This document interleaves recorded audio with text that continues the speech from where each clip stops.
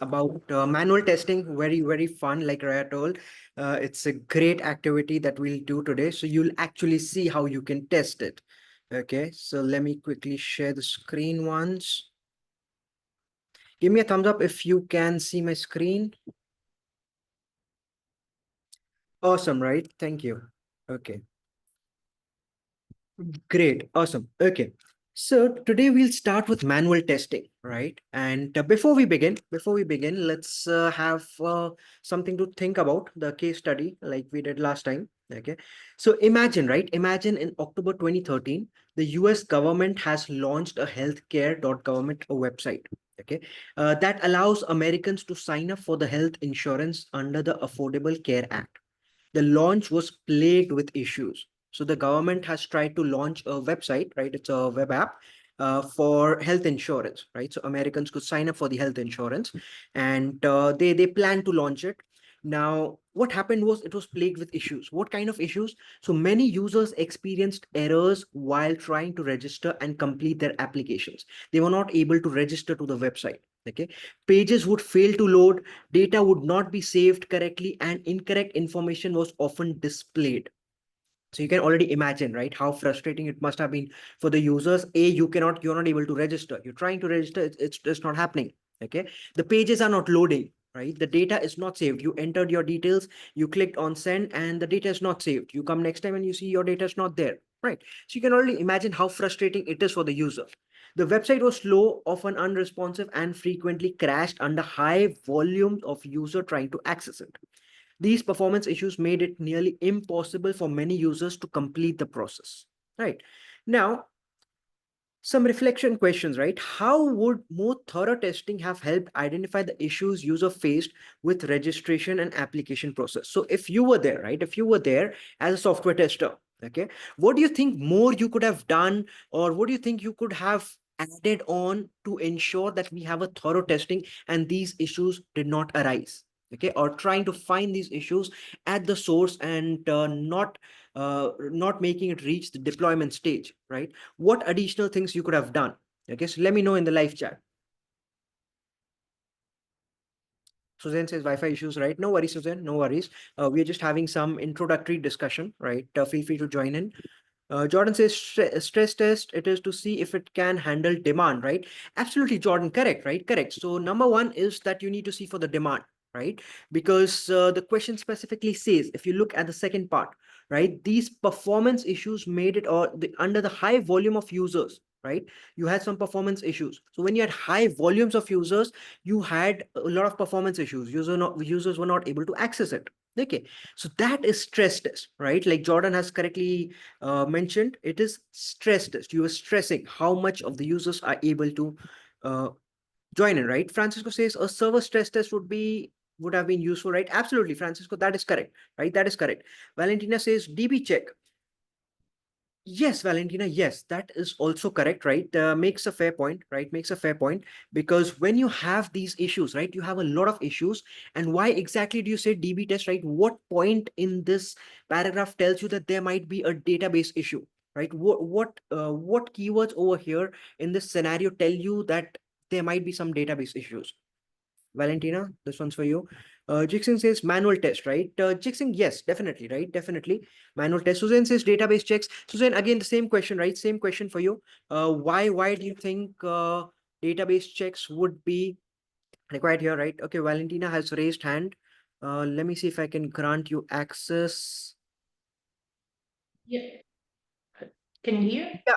Okay. Yes, Valentina. Yeah. Yeah. Basically, the fact that say that many users experience error while trying to register and complete the application. So this is clearly, to me, at least, the database not set up correctly. Absolutely right. Absolutely wonderful. Right. Absolutely correct. Right. So users were trying to sign up, right, and they were not able to register. Okay, and you see the data, right? Data would not be saved. Okay, so data is not saved. They're trying to register, and the data is not saved. Data is only saved in the database, and if the database is not correctly configured or some issues there, so definitely it's a database issue, right? So 100% correct, right? Well done, right? Great point. Great point, Valentina. Okay. So Zain, again, the same thing, right? Same thing, registration failed, wrong info safe, right? Absolutely correct, right? Wonderful. Okay. Francisco says data is not saving and wrong info showing, right? Correct, right? Correct. So you could have done database testing, right? You could have done more of manual testing, right? You could have done more of performance testing, stress testing, right? All these testings, right? So great points raised by everyone. Okay. Stephen says also host server check is a possible problem. Virtual machine issues, even load balancer, right? Great one, right? Stephen, yeah, absolutely, right? Absolutely. Load balancer issues could be there. And it's great that you bring that up. It's high concept, right? From software development perspective, not really, not a nuanced concept, right? So you have load balancers. What is a load balancer? When you have a lot of traffic coming in, for example, let's say you have amazon.com, right? You're in prime days, so you have a lot of traffic coming in. The developers know, so they add on a load balancer which will redirect the users, so not everyone will go to the same server, right? They redirect and balance out the load. Okay, so that's a load balancer. They add it before actually accessing the website, right? And if there's a problem with that, right, if there's an issue with that, definitely the site will fail, right? It'll crash. So wonderful, right, Stephen? Great point, right? Great point. BB says overload when a huge number of people register at the same time. BB, correct, right? Correct. That is the consequence, right? So we are having an overload when a huge number of people are registering. But how do we check that? We want to test that before launching the product, before deploying it. We want to test that, right? What happens when a huge number of people are coming in? So for that, you do some performance testing, right? You do some stress testing. Okay. So great points, right? Wonderful points raised by everyone. And that is correct, right? So how could more thorough testing have helped identify the issues? All these testings, right? You could have done performance testing, stress testing, and don't worry about these, right? We'll deep dive into each of these later on, right? In your program, you have a separate topic on performance testing. You'll deep dive into it. You'll do some tools on it, right? You have a separate topic on stress testing. So you have different topics, right? So all those deep dive you will do. But right now, the general purpose is that you had to do these many testings for doing a thorough testing, okay, including your database testing, including your security testing, right? Including your manual testing. Okay. What testing approaches might have prevented the site from crashing and in short it could have handled high volume, high traffic volumes? That is your performance testing, right? And stress testing. Okay. So great. How important do you think it is for companies and organizations to thoroughly conduct different types of tests before launching a major website or application? So from this, you can understand, right, how important it is for the companies. Because like we discussed last to last class also, right, you saw some major issues with Microsoft, right? And that blue screen of death, right? That created havoc across the globe. Okay. Same thing for this one in 2013, right? The US government had launched, and it was a massive frustration for the users because they could not use it correctly. Okay. So it is very important, right? So these types of testing, doing these types of testing is very important for the companies, and they know the importance of this, and therefore the software testing. All right. Okay. So introduction, right? In today's lesson, we will explore how thorough testing can prevent such issues. So what kind of testings are there and how can we perform those to prevent such issues? So there are two main testing approaches. One is manual and second is automated, right? So you can definitely understand the opposite of manual is automated, right? So we have two types of testing, right? One is manual, one is automated. What do you think is a manual approach, right? What do you think is a manual approach? Let me know in the live chat. And we'll start with manual testing, right? So today in this lesson, we'll do manual testing. Manual testing is a critical phase in software development lifecycle involving direct test execution to identify defects in software applications. It requires meticulous approach to testing application interfaces and functionalities against specified requirements. This lesson covers various manual testing strategies. We'll do some black box testing, white box testing, gray box testing, right? So these are different types of manual testing. You have a white box, you have a black box, you have a gray box. Okay. You'll also learn about the importance of testers' role in the development process, how to write effective test cases, and ethical implications of quality assurance. All right. So the learning objectives of this lesson is that we'll explain different manual testing techniques, including black box, white box, and gray box. We'll differentiate between two types of testing techniques, functional and non-functional, right? What are they and how different are they?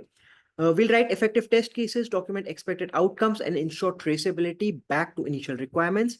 We'll identify key components of both test data management and test environment management. All right, so these are the learning objectives.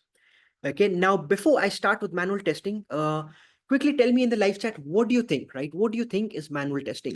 Katarzyna says, is it, it's without tools, just like using the product and checking what works and what doesn't work properly? Exactly right, Katarzyna. That is absolutely right, absolutely spot on. And yes, you don't use tools, right? You'll not be using external tools. You'll not do any automations. So it is all manual work, right? You have to use your hands, and just like a user would do. Okay, so you have to imagine, let's say you are the user. Now you are clicking on the website, you're going to the sign up page, you're trying to sign up, you're trying to log in, or you're trying to do something, right? So just like a user. Okay, it's without using any external tools, right? Without using any tools which will help automate the process. For example, let's say if I'm on this website, right, and I'm clicking on this, I want to check whether these buttons are working correctly or not, right? Now, one thing I can do is I can click it myself, right, manually, right? Number two is I can write some scripts, right? I can write a piece of code, and once I run that code, that will go and check whether these buttons are working correctly or not. Okay, so that is an automation script, and this is, if I have to do it manually, then it is manual. All right, so as simple as that, right?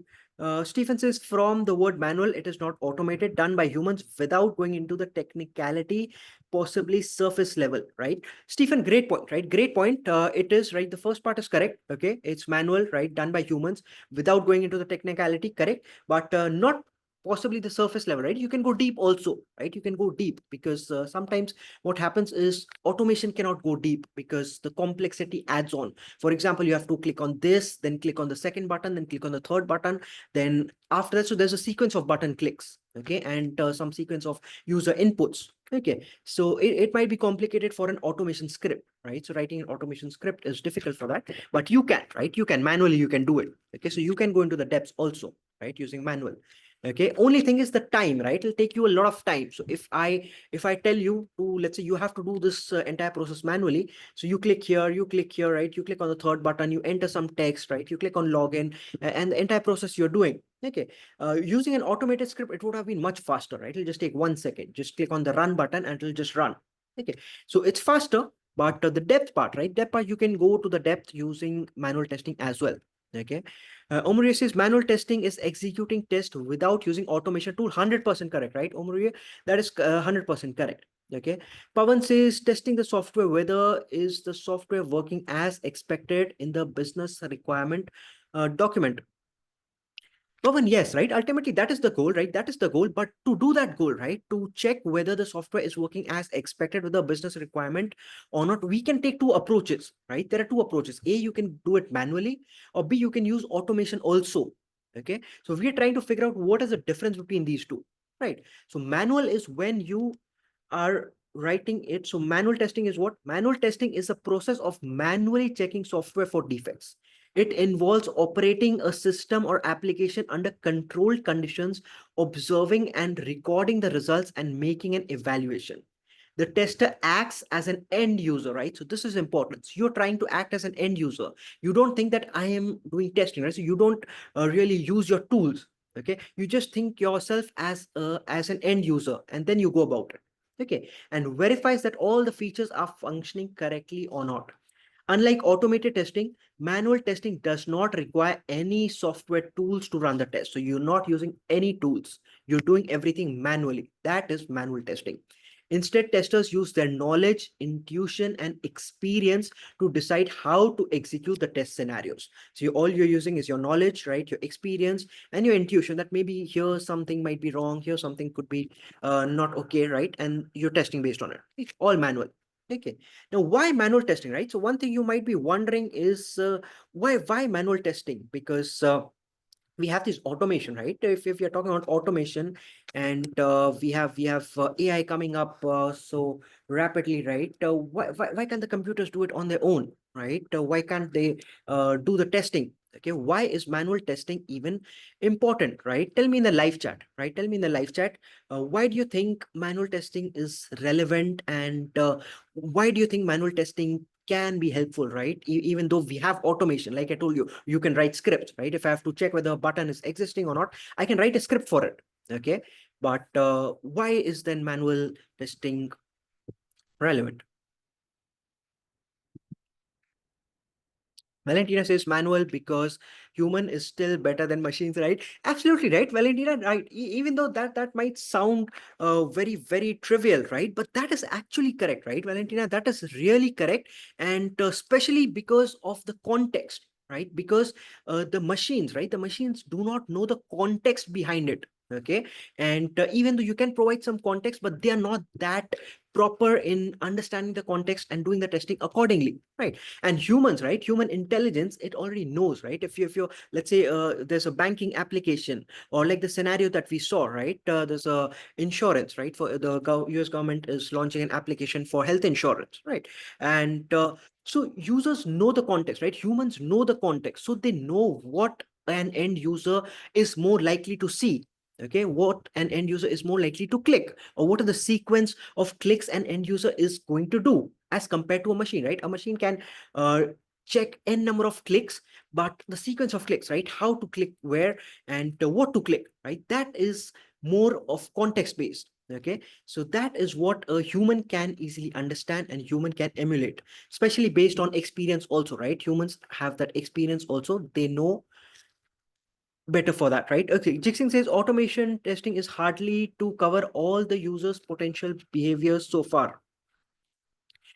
Yes, Jixing, right? Yes, absolutely right. That is true. Stephen says because the products are made for humans, so there'll always be need to see things from humans' point of view. Stephen, great point, right? Yes, that's also a great point, right? That's also a great point because the end users are humans, right?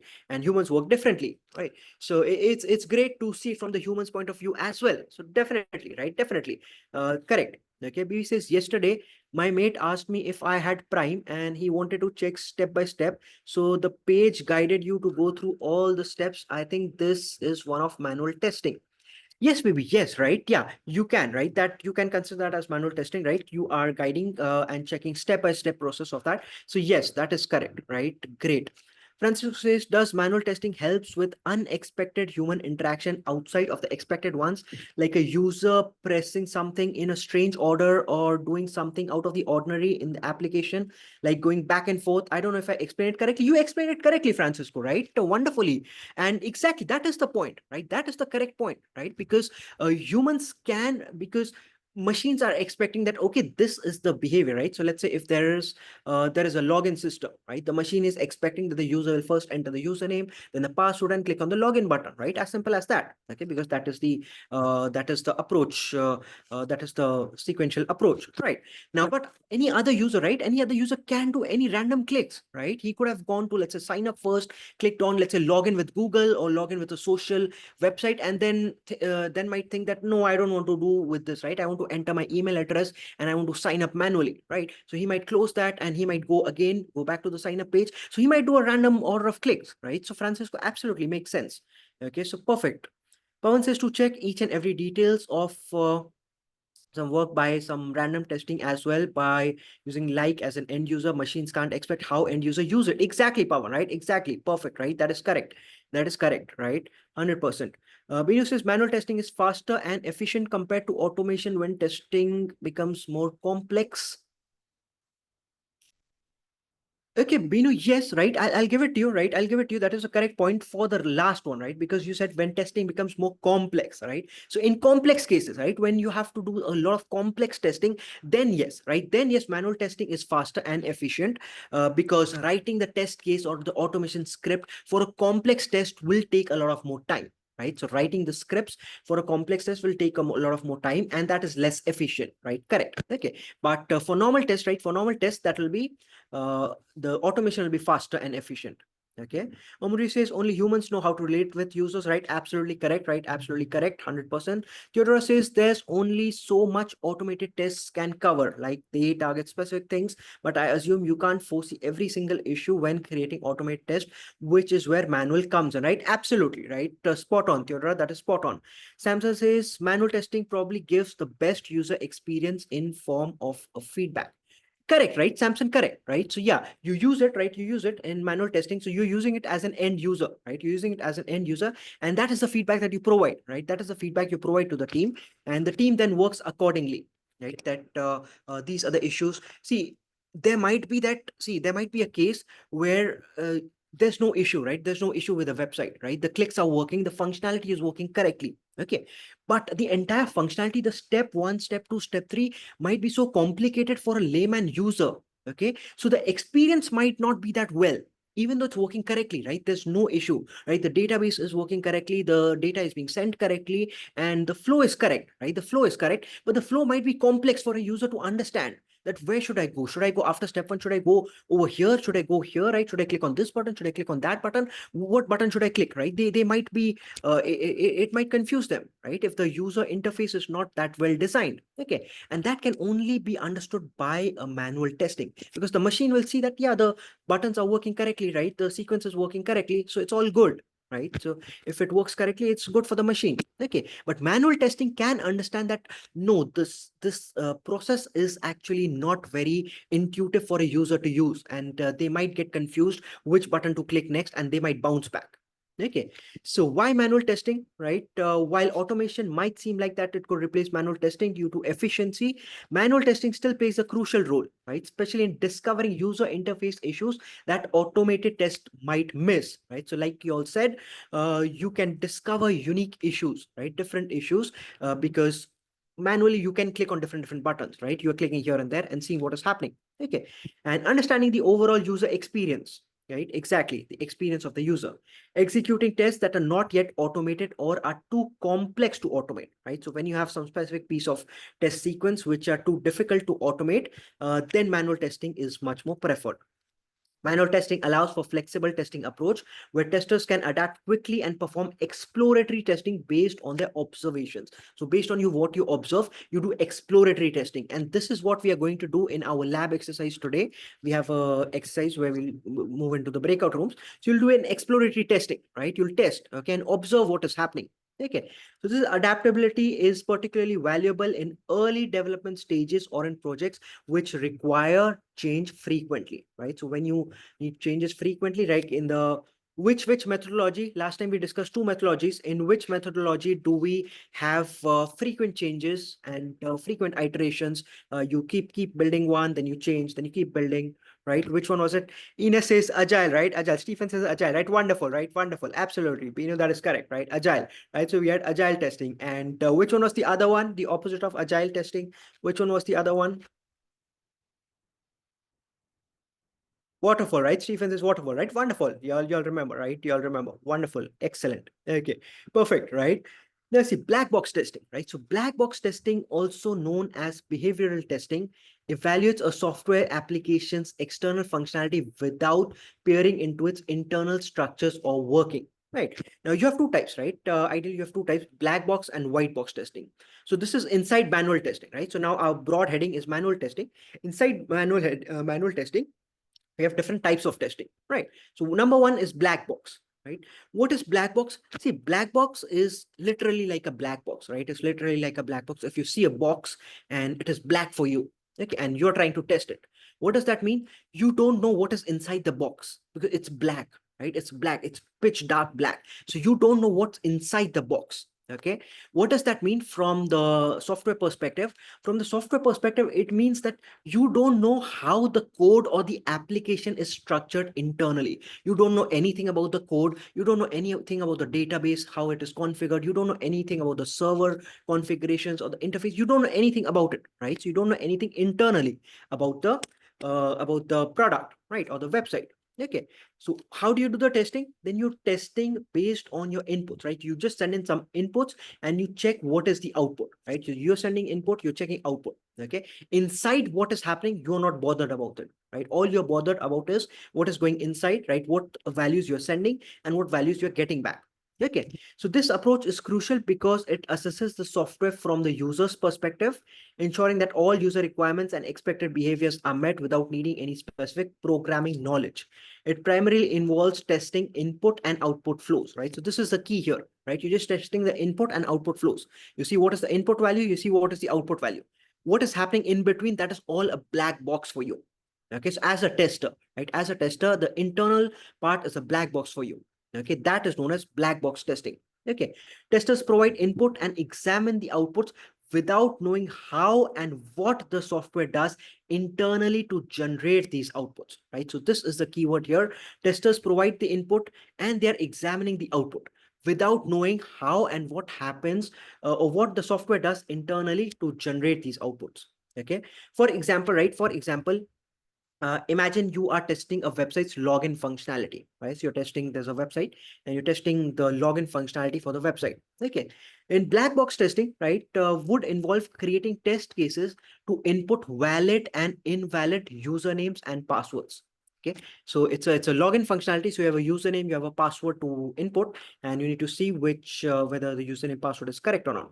So as a tester, right, as a tester, you'll try to make different configurations. One, you'll try whether the username is correct, password is incorrect. Okay. Second case, you'll try the username is incorrect, password is correct. Okay. Third case, you'll try that, let's say username is incorrect, password is incorrect. Okay. Fourth, you might try that username is correct, password is correct, all correct. Okay. So you can make different combinations like this, right? And what happens in the output, whether the system is logging you in, whether it gives you the appropriate message that the username is incorrect or the password is incorrect, or whether it gives you the appropriate message that neither of the credentials is correct, right? What is the output? Okay. Now, how internal it is handling that logic is not your concern, right? That's a black box for you. Okay. So to see if the system correctly allows or denies access based on the input, here you wouldn't need to know how the system processes the input internally, whether it queries a database or contacts an authentication server externally. You don't know anything of that, right? Instead, your focus is on what is the end result. Is it logging you in, or is it displaying you a proper error message? What is it showing you? Okay, so what is the outcome? Successful login for correct credentials and error for incorrect ones, right? So you given an input and you're checking the output. That is known as black box testing. Okay, you just have some input, you get some output, and you're checking that.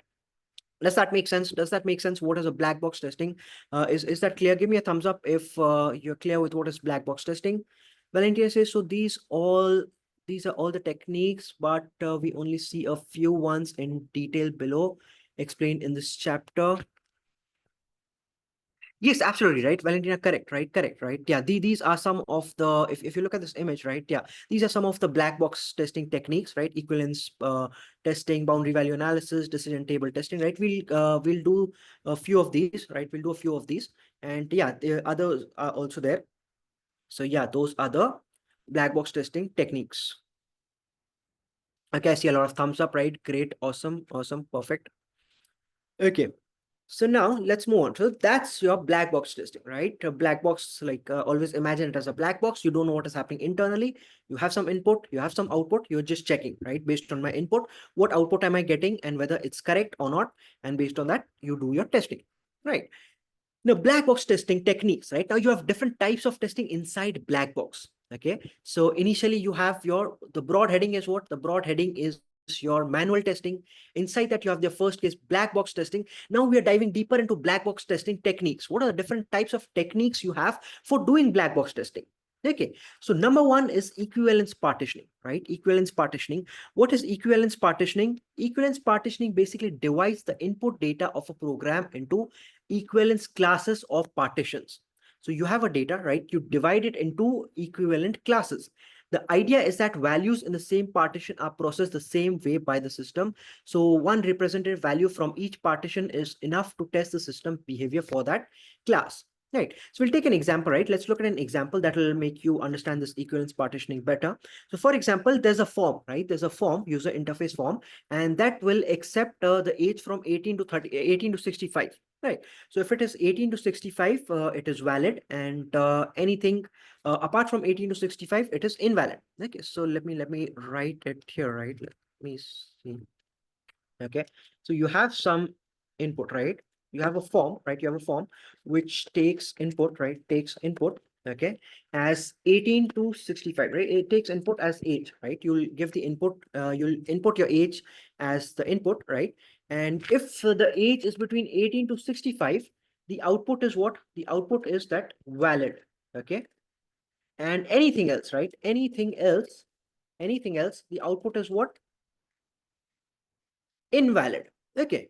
So now here I want to make partitions, right? So what partitions can you think of over here, right? What are the different partitions you can think of over here, right? In this scenario, what are the partitions that you can think of? Francisco says there's a question, right? Okay, I know for a black box, knowing the internal process is not needed, but what if the result are correct and expected, but fruit of a wrong coding that could be faulty in the long run? How and from who, if is that checked? It could be overlooked until an issue arises, probably, right? Great question, Francisco. Great question. And for that, right, that's why we have the third type of testing also, right? You have the gray box, right? You have the gray box. So we'll go into that, right? We'll go into that. So you have those. Okay. Francisco, is that something only for the dev team, or probably that's something for automated test and checking many times the feature, right? So Francisco, it's actually see, if you're doing black box testing, right? If you're doing black box testing, then you don't see anything internally, okay? But it's not like the testing will only apply black box testing. No, right? We do black box testing. We'll also do white box testing, right? So that will look inside, right? So I'm just over jumping, right? We'll move into white box testing, but white box testing will look into that, and you'll have gray box testing also, right? That does semi of those. Okay, so but great point, right, Francisco? Great point raised. Okay, great point. Okay, Valentina says put below above average values, right? Correct, right? That is correct, Valentina. But tell me what range, right? What partitions can you make over here, right? What partitions can you think of over here? Right, in this scenario, you have a form. It takes the input as age, and 18 to 65 is valid. Anything else is invalid. Okay, so what partitions can you think of over here? Okay, Jordan says character, length, min, and max. Jordan, more specific, right? More specific. What ranges, like Stephen is saying, right? Stephen saying set one is below 18, set two is 18 to 65, set three is above 65, right? Absolutely, Stephen. That is 100% correct, right? Ina says age within 1865 and other age outside that range, right? That is correct, right? That is correct. Valentina says, what does partition actually mean, right? Great point, right, Valentina? Great point. So see, what is a partition? Partition is this, right? See, one partition is 18 to 65, right? So your entire number line that you have from negative infinity to positive infinity, right? That's your entire number line. Now you're partitioning that, right, based on outputs, right? Where is the valid ones, where is the invalid ones? You're partitioning the entire number line. Those are the partitions. Okay, so we have one partition 18 to 65, right? And this partition is known as your valid, right? This is the valid stage. Okay, this is the valid one. Okay, and then you have the invalid, right? What is the invalid? Invalid is negative infinity, right? Infinite all the way up to 18. Okay, all the way up to 18 is invalid.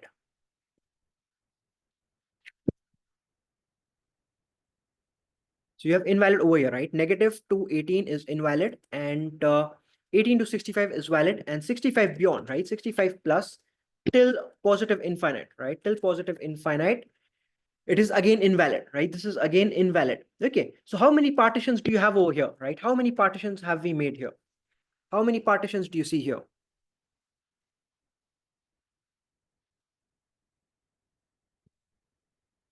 Three, right? Three, exactly, right? Valentina says like an input. No, Valentina, no. We are not doing the input right now, right? We're not doing the input right now. We are just partitioning, right? We're just partitioning. Then we'll take the inputs, right? We'll take the inputs. Three is correct, right? So we have three, right? Three partitions are there, right? You have three partitions. Partition one is this one, right? Minus infinity to 18. Partition number two is 18 to 65. Partition number three is 65 to infinite. Okay. Now, when you're doing the testing, right? When you're doing the testing, you will take one representative value from each partition. So from this partition, I will take one value who's representing this partition. So you can take any value from this partition, right? So let's say if I want to take the value, let's say value one, right? Value one is for me is, let's say, seven, right? Seven. Okay. Or let's take nine, right? Nine is going to win in today's duck race, right? So nine. Okay. Value number two, right? Value two will be, I'll take one value from this partition, right? From the valid partition, 18 to 65, I'll take any one value, right? That value can be, let's say 20, right? I take 20. Okay. And value three, right? One value I will take from the third partition, right? This is my third partition. So I'll take another value from this partition. And that could be, let's say 70, right? So the point is you're taking one value from each partition, okay? And you can take any value. The reason why it is known as equivalence, see, you see the word equivalence, right? It is equivalent partition, Okay, so equivalence, right? The word you see equivalence because any number from the same partition is treated equally. Okay, so as testing, right, you're treating the entire partition, any number you take, they're all equal. Okay, equal and equally likely to cause issues in the website, right? For example, let's say if I am taking 9, right? If I input 9 in this particular form, right? I had this form which is taking the input. If I input 9, it will give me the output as invalid. The output here will be invalid for me, right? If I given the input 9, the output should be what? Output will be invalid. Okay. If I given the input 20, right? If 20 is my input, output will be what? Output would be valid. Okay. And if my input is 70, output will be invalid, right? Because this is for the third partition. Okay. Now the point here is equivalence partition means that you can take any value from this partition. They are all equal because they are all equally likely to give you invalid, right? For the first partition, each of the values should give you invalid over here, right? So you can take any value from that partition. Okay. Similarly, you can take any value from this partition and that should give you a valid result. Okay. And you can take any value from this partition, right? That should give you an invalid. Okay, so that is known as equivalence partitioning. You create the partitions and you can take any value from each partition, and that is because each value is equivalent in the specific partition, right? That is known as your equivalence partition. Does it make sense, right? Now you can read this, right? Now we can read this. You'll understand this better. Equivalence partition divides the input data of a program into equivalence classes or partitions. So you're dividing into partitions. The idea is that all values, right? That values in the same partition are processed the same way by the system. So partition one, right? Partition one, all values will be processed in the same manner, same logic by the system. So any value you give from this partition is processed in a similar manner by the system, right? So therefore you are expected to get the same output. Okay, so one representative value from each partition is enough to test the system behavior for that particular partition. So you want to test the output for that particular partition, one value from that partition is enough, and that is known as equivalence partitions.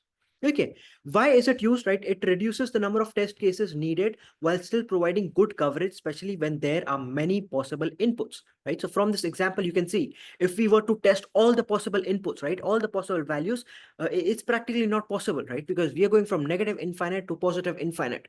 It's really not possible to type in all the inputs and check whether they are working correctly or not, right? It is simply not possible.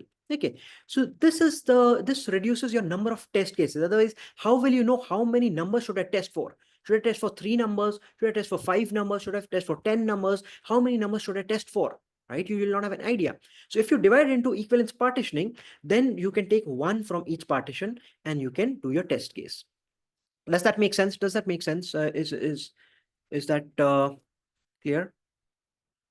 Valentina says, so equivalence partitioning is about testing any of the partition available as per course coverage goal, achieve 100% coverage by testing each identified partition at least once for multiple input fields. Each choice coverage means covering one value from each inputs partition. Correct, right? Correct, Valentina. So it's not about testing any of the partition, right? You have to test all the partitions. So all the partitions have to be tested at least once, right? At least once. So you have to test. It should not be that you're just testing for these two, right? These two partitions you've tested and you say that, okay, done, right? You have to test one for 65 plus also, because someone can enter that value, and maybe if the coder or the developer has not has not added that test case correctly, then what happens is for 67 also it might give valid, right? It might give valid. Okay, and that's not correct, right? We don't want that.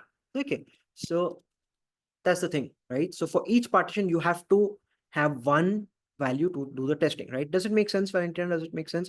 Ina says, what real life cases can this be used, and does it always have to be when dealing with number inputs, right? Great question, Ines, right? Great question. And yes, generally it is input, right? Just generally it is number based, right? Generally when you have numbers, it is done there. But you can have characters also, right? It's based on characters also, and you can have strings also, right? So that also happens, right? Like you can have different sets of strings, right? For example, let's say if I have to give you an example, uh let's say username, right? So username, okay, let's take strings. Okay, username, okay, username is all strings. Okay, now the accepted username, right? Accepted username is, let's say it should have valid username is, it should have two numbers, right? the username should have two numbers, four characters, okay, and four characters, and let's say one special character. Okay, one special character. Okay. So now you can make your sets, right? You can make your sets. Okay, you can make your sets out of this, where you have this valid partition, you have your invalid partition, right? So valid will be, you have, let's say, there'll be a lot of different choices, but you see, you'll have two numbers here, right? So for example, let's say if I have the password 45 and characters is, let's say, uh, Alex, right? Four characters and one special character, let's say 45 @Alex, right? This is my password. Okay. So this is one input, right? This is one input. You can have multiple inputs like this. Okay. So from this valid partition, you're taking one.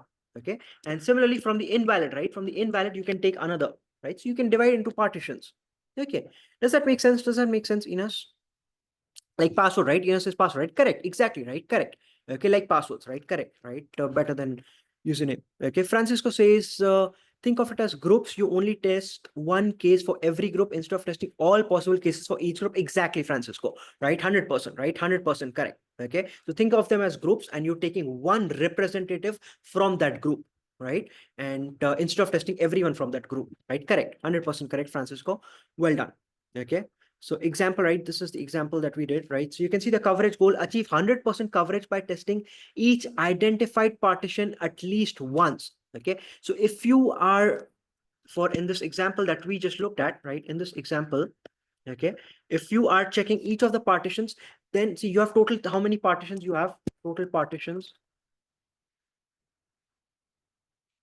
is three, right? You have three partitions in total.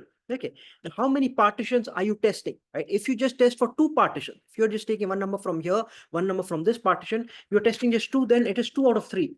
Okay. Your coverage is 2 out of 3 because you have completed two partitions out of three. Because see, if I take 9 and 20 as the inputs, I'm just covering two partitions, this partition and this partition. I've not covered the third one. So my coverage is equal to 66.66%.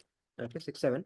Okay, 66.66. Okay, but if you take the third input also, right? You take the third input also as 70, right? You're taking the 70 input also, and that is invalid, right? You're taking this input.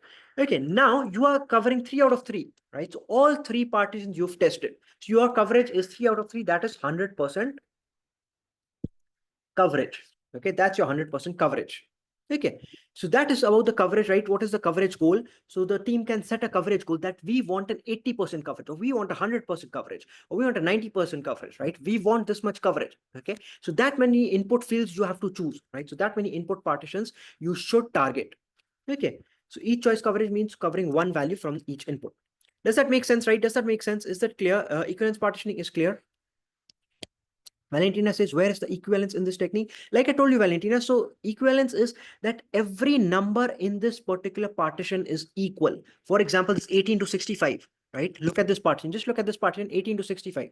18 is equal to 19, is equal to 20, is equal to 21. They are all equal. And hence the term equivalence. Because 18, 19, any number you take here, right? You take 20, you'll get valid, right? You take 22, you'll get valid.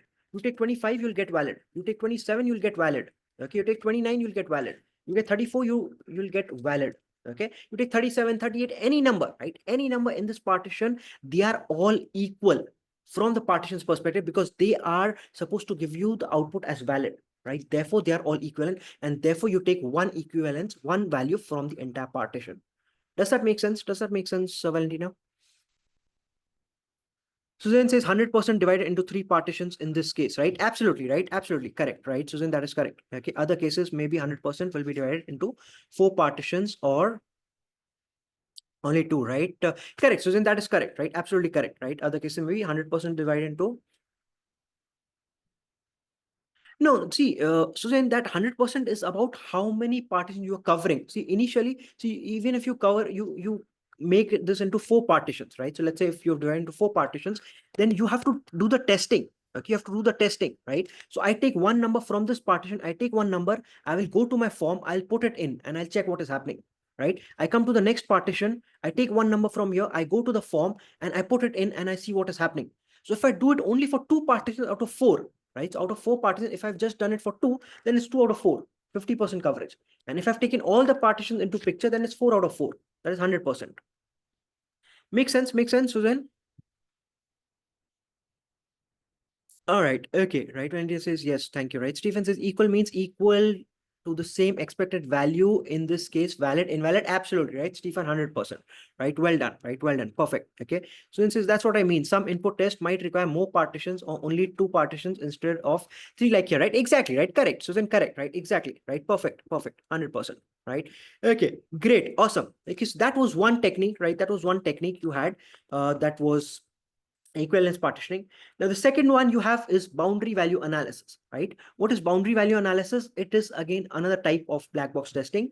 Boundary value analysis targets the edge points of input partitions, okay, where software often fails. So generally, the software is likely to fail at the edge cases, okay. And now we'll target the boundaries, right? So right now in equivalence partitioning, you were taking any value from the entire sequence, right? So any value from the entire partition, you can take anyone, okay. But now we'll target the boundary. In boundary value analysis, you do the boundary, target the boundaries. This method assumes that defects are more likely to occur at the boundary rather than middle of an input range.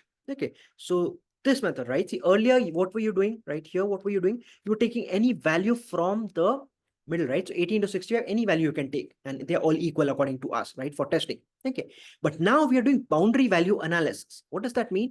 That we'll target the boundaries, this 18 and 65, right? You see these boundaries, 18 and 65. We'll target these boundaries. Why? Because the errors are more likely, because when the developers are making the test case, right, when the developers are making the program and they're checking for conditions, right, they are more likely to falter at the boundaries, right? Because the range, they'll not falter at that, right? They'll, because you have in program, you have something known as an if condition. You create a condition, right? If something is greater than, let's say, 18, right? So you are using the boundaries, you're not using the entire range, right? So the developers are using boundaries. Okay, so they are more likely to falter at boundaries. So targeting those boundaries is the method of boundary value analysis. All right. Now, to do boundary value analysis, you have two methods, right? There is two value boundary value analysis and three value boundary value analysis. Okay. So let's look at this using an example, right? It'll be easier if you look at this using an example. Two value BVA and three value BVA. All right. So what is two value BVA, right? We'll start with two value BVA first. Okay. And let's look at a scenario, right? Let's look at a scenario. Okay. So the age of an applicant is considered eligible if it is between 18 and 35 years inclusive. Otherwise, it is considered ineligible, right? So again, the same thing, right? You have a form, right? There's a form and an age has to be entered, input age has to be entered.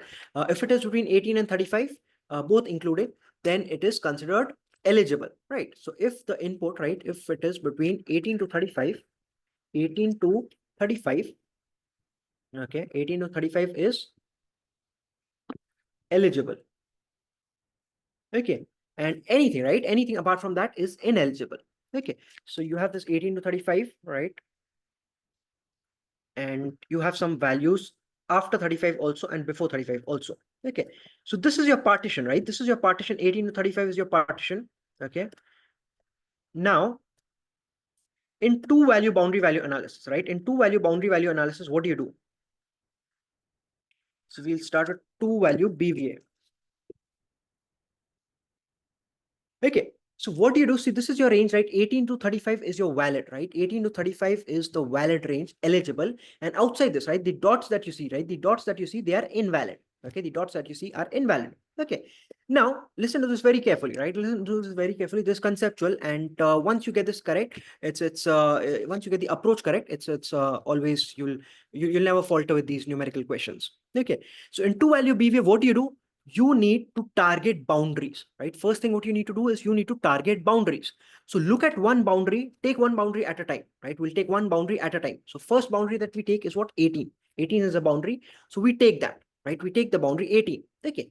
Now for this boundary 18, right? For this boundary 18, we will use two values to test, right? We will need to create two values. Okay.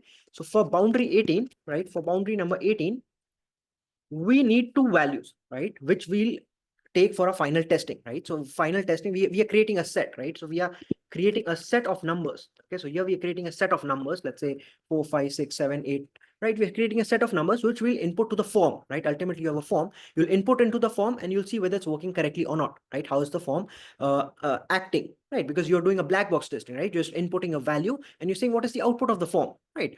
So we need to create this set of values. Okay, we are trying to create this set of values. Okay, for that, what you'll do, you'll take one boundary at a time.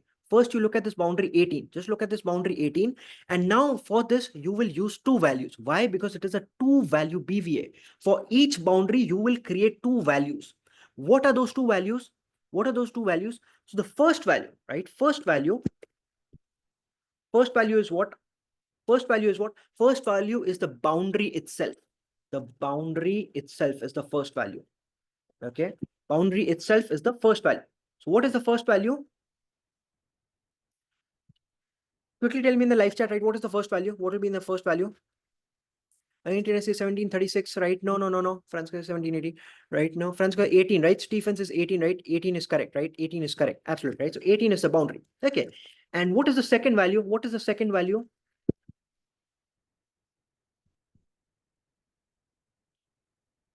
So your first value you take is the boundary itself. The second value, very important. Second value is you take the neighbor of this guy, right? So whatever boundary you're targeting, you take the neighbor of it. Now 18 has two neighbors. Which neighbor? 18 has one neighbor on the left hand side of it, one neighbor on the right hand side of it, right? So who's the left side neighbor? It's 17. And who's the right side neighbor? It is 19. So out of these, you need to take one of those. Okay. Which one will you take? You will take that neighbor which is not in the same partition as the boundary. Okay, so if you're looking at the boundary 18, right? If you're looking at the boundary 18, then you need to take the neighbor of 18, which is not in the same partition as 18.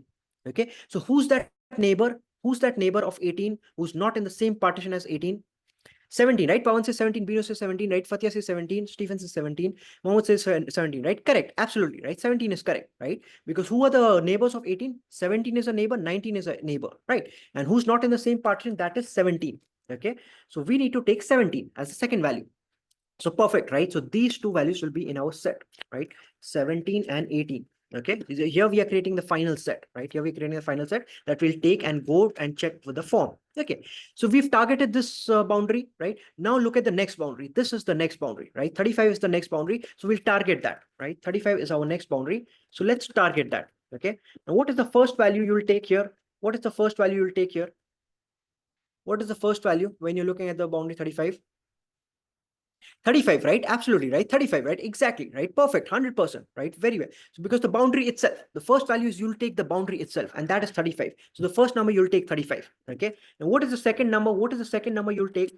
What is the second number? What is the second number, second value you'll take? You'll take 36, right? You'll take 36, right? Excellent, right? Wonderful, right? Wonderful. Y'all are doing it wonderful, right? Why 36? Because see, what I told you, second number will be what? Second number will be the neighbor of 35. Who is the neighbor of 35? 34 is a neighbor, 36 is a neighbor, right? 34 is on the left hand side, 36 is on the right hand side, right? Both are neighbors. But we have to choose one neighbor, right? Because you remember you're doing two value BVA. One value you've already chosen. Now you just need the second value, right? So you just have space for one. Okay, so you have to choose out of one of the neighbors. Who will be that neighbor? The neighbor who's not in the same partition. So 34 will not choose because it is here in the same highlighted partition. So 36 is what you'll choose. Okay, so you take 36, right? And that is your set of values. You take 35 and 36. Okay, so that is your set of values that you'll take, right? And this is the approach you take for two value BVA, and this is your final set of answers. These values now you'll take to the form, right? You'll go to the wherever you have the interface, you log into the website, right? And you have the form, and now you'll enter 17, what the form responds. Okay, you'll enter 18, you'll see how it responds. You'll take 35, how it responds, 36, how it responds. Okay, so this is the set of input values that we check with. All right, that is two value BVA. Okay. Now, similarly, so this is right. So this is the partition, right? You have 18 to 35. Minimum boundary is 18. Maximum boundary is 35, right? So like this, you have 18 to 35. This is your boundary. Okay. Now we do clear, right? Everyone clear? Any doubts? Any doubts? Anyone? Any questions?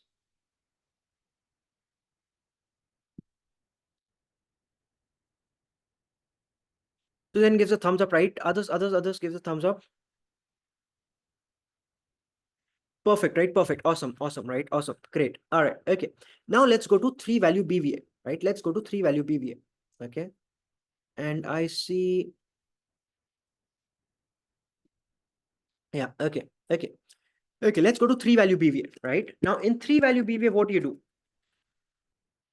Three value BVA, what do you do, right?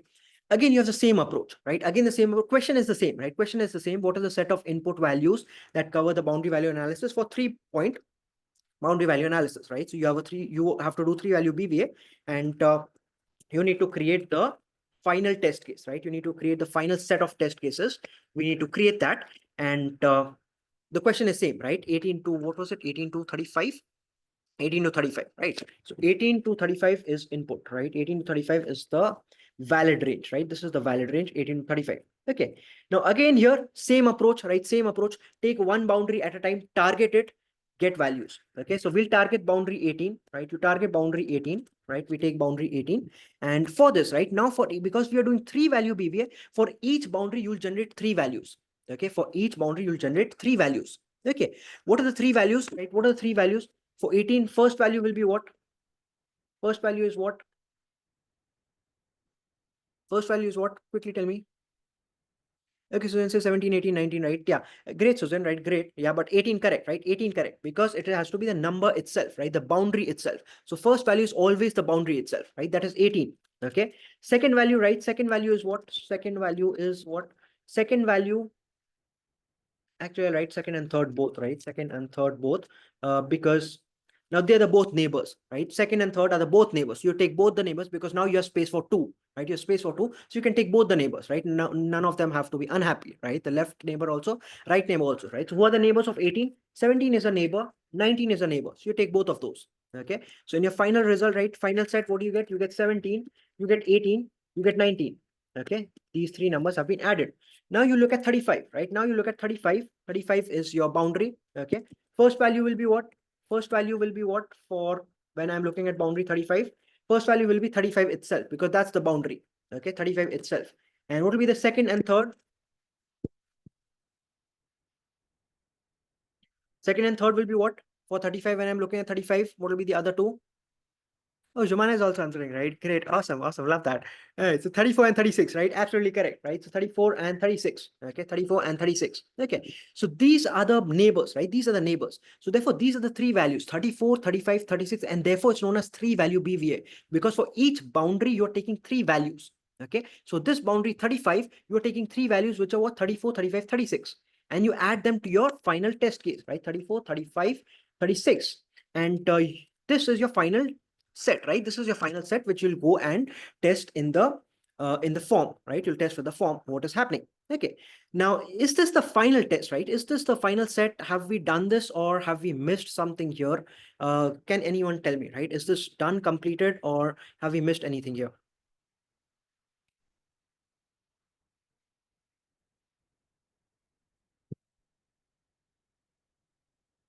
Francisco says these are done to check if the boundary setup is correct or not. Exactly, Francisco. Yes, right. Yes, yes, exactly. So we are targeting the boundaries. Why? Because more likely errors are prone to happen at the boundaries. Okay. So more errors are prone to the boundaries. So therefore we target the boundaries. All right. So that is correct. Vanity says so two value BVA, one below above value plus boundary value. Three value BVA, one below value, boundary value, one above value, right? Correct, Valentine. That is correct, right? Absolutely, absolutely correct. Steven says, I think we got all the values right. Susan says, what is added value of performing three value BV? We look at the advantage, right? So then we'll see the advantages, but something is missing here, right? Something is missing here. This is not correct, right? See, this result is not actually correct. You are missing some numbers over here, right? Why are you missing some numbers over here? Because, see, because this is not this is not the only partition, right? This is not the only partition. The partition that you have over here is you have something from positive infinite, right? Infinite, okay, to all the way till 17, right? 17 is a boundary. Okay, so 17 is a boundary, and that's a range, right? Infinite to 17. And here you have 36 plus, okay, 36 all the way till infinite. Okay, so this is also there, right? So infinite is, you will not consider it as a boundary because infinite is an infinite, right? You don't generally consider it. But 17, right? 17 is a boundary. You have to consider that. 36, right? 36 is a boundary. You have to consider that. Okay, so if we consider these, right? If we consider these, let's consider 17, right? If 17 is my boundary, I consider this as a boundary, right? Because you have to create your partitions, right? Correctly create your partitions. Okay, and the 17 is your boundary, right? 17 is your boundary. Okay, now what are the values we'll take, right? What are the values we'll take? So 17 itself, because it's the boundary itself, we'll take 17. Additional, what are the, who are the neighbors of 17? 16 is a neighbor, 18 is a neighbor. Okay, is that correct? And for 36, right? For 36, tell me what are the three values you'll take for 36? For 36, what are the three values you'll take for 36? Susan says 35, 36, 37, right? Absolutely correct, right? Susan, that is correct, right? 35, 36, 37. So you'll take 35, you'll take 36, you'll take 37, right? These three values. Okay. Now you need to add into your this, right? Add into your set. Okay. You need to add into your final set what values are missing. Okay. So 16 we didn't take, right? 16 we didn't take. So you have to add 16 over here. Okay. And 37 we didn't take, right? So you have to add 37 over here. This will be your final set of values. This is your final set of values for performing three value BVA. Okay, why did I tell you this, right? See, why did I tell you this? Because this is the same thing we missed out in the first approach also. When you're doing two value BVA, right? When you're doing two value BVA, then you missed out on those boundaries. But here it does not matter because your result will still be the same, right? Look at it. Why? Because see, when you're creating this, right? This range you've created, 18 is a boundary you're targeting, 35 is a boundary you're targeting. You have other boundaries also, right? You have 17 is a boundary. Okay, you have 36 as a boundary. 36 is a boundary. Okay, so when you take 17, right? If you take 17 as a boundary, what are the values, right? What are the values you'll get for 17? You'll get 17 because you take the boundary itself. And the second number was what? The neighbor of 17, but not in the same region. Okay, the neighbor of 17, but not in the same region. Who's that? 18, right? Because 18 is the neighbor, not in the same region. So 18 is the value you'll have to take. Okay, and for 36, right? If you look at boundary 36, what values will you take for boundary 36? Quickly tell me in the chat what values will you take for boundary 36?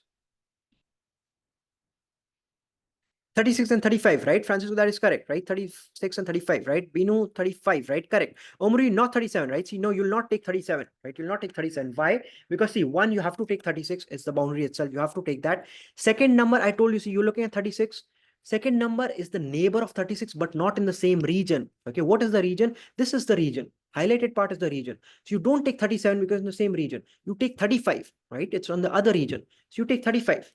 Now, if you see this, right, if you see this, you're just repeating for 35. When you're targeting boundary 35, you took the numbers 35 and 36. And when you're targeting 36, again, you're taking the same numbers 35, 36. So it doesn't matter if you ignore this also, right? Same for 17, right? If you're looking at 17, you take the two values 17 and 18, and the same values you're considering when you look at the boundary 18. You're looking at the boundary 18, you take 18 and 17 both, right? So you're taking both, right? You're taking both. So that's the thing, right? That's the thing. It repeats.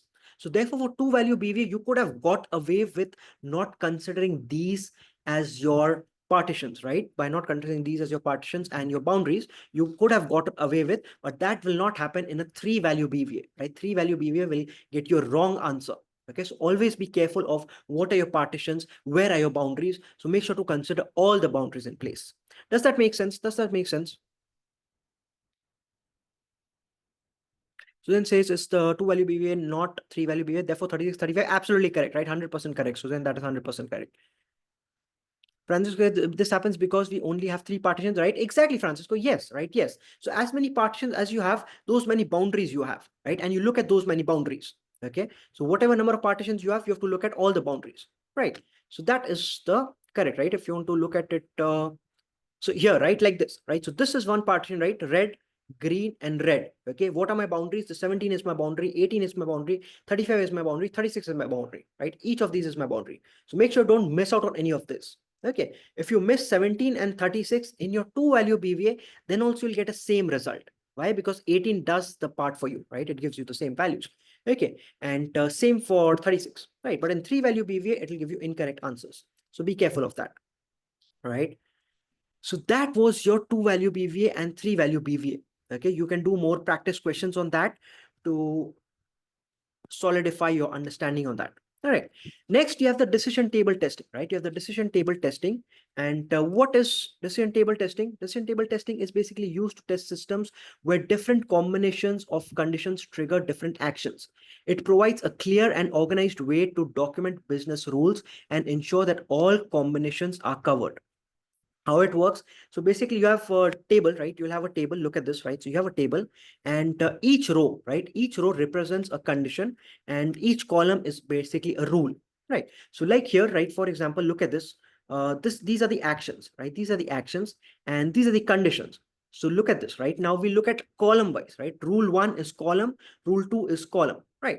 So rule 1, look at rule 1, right? What does it say? Is the person, right, the person who's entering, is he a member or not, right? So they say, let's say they've not given the context, right? So the context is not given here. So you have rule number 1, right? So if the person who's coming in, right, the person who's coming in, if he or she is a member, right, no member, and has not spent over $100 at the store, right? The person is coming at a store, he's not a member at the store, and he's not spent more than $100, right? No. Okay, then the output will be that no discount. Output is what? No discount.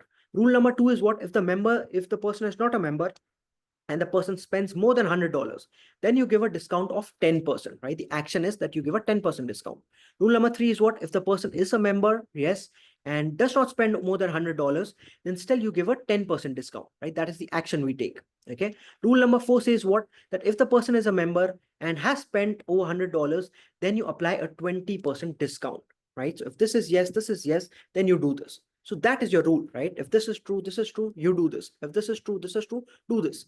That is known as decision table. Okay. So extended entry, right, it can include range also, right? You can have some range also. For example, let's say if the region, right, rule 1 is that if the region is local, right, the person is local and the order amount is less than 50, right, the order amount is less than 50, then you apply a flat fee of $5. Okay, rule number 2 is what?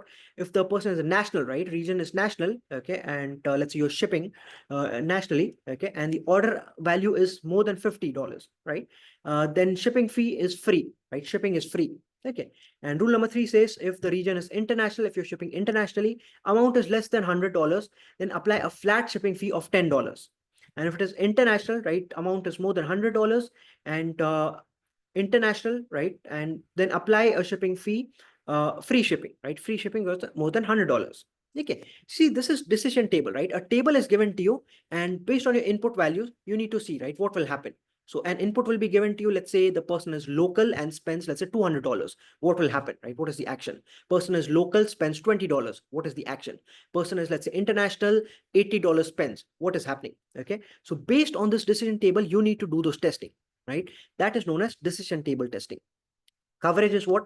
You achieve 100% coverage by designing test cases that execute all feasible column rules in the decision table.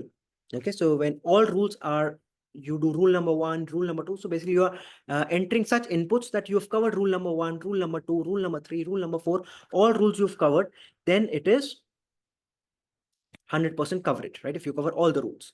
All right. Makes sense, right? Does it make sense? Does it make sense?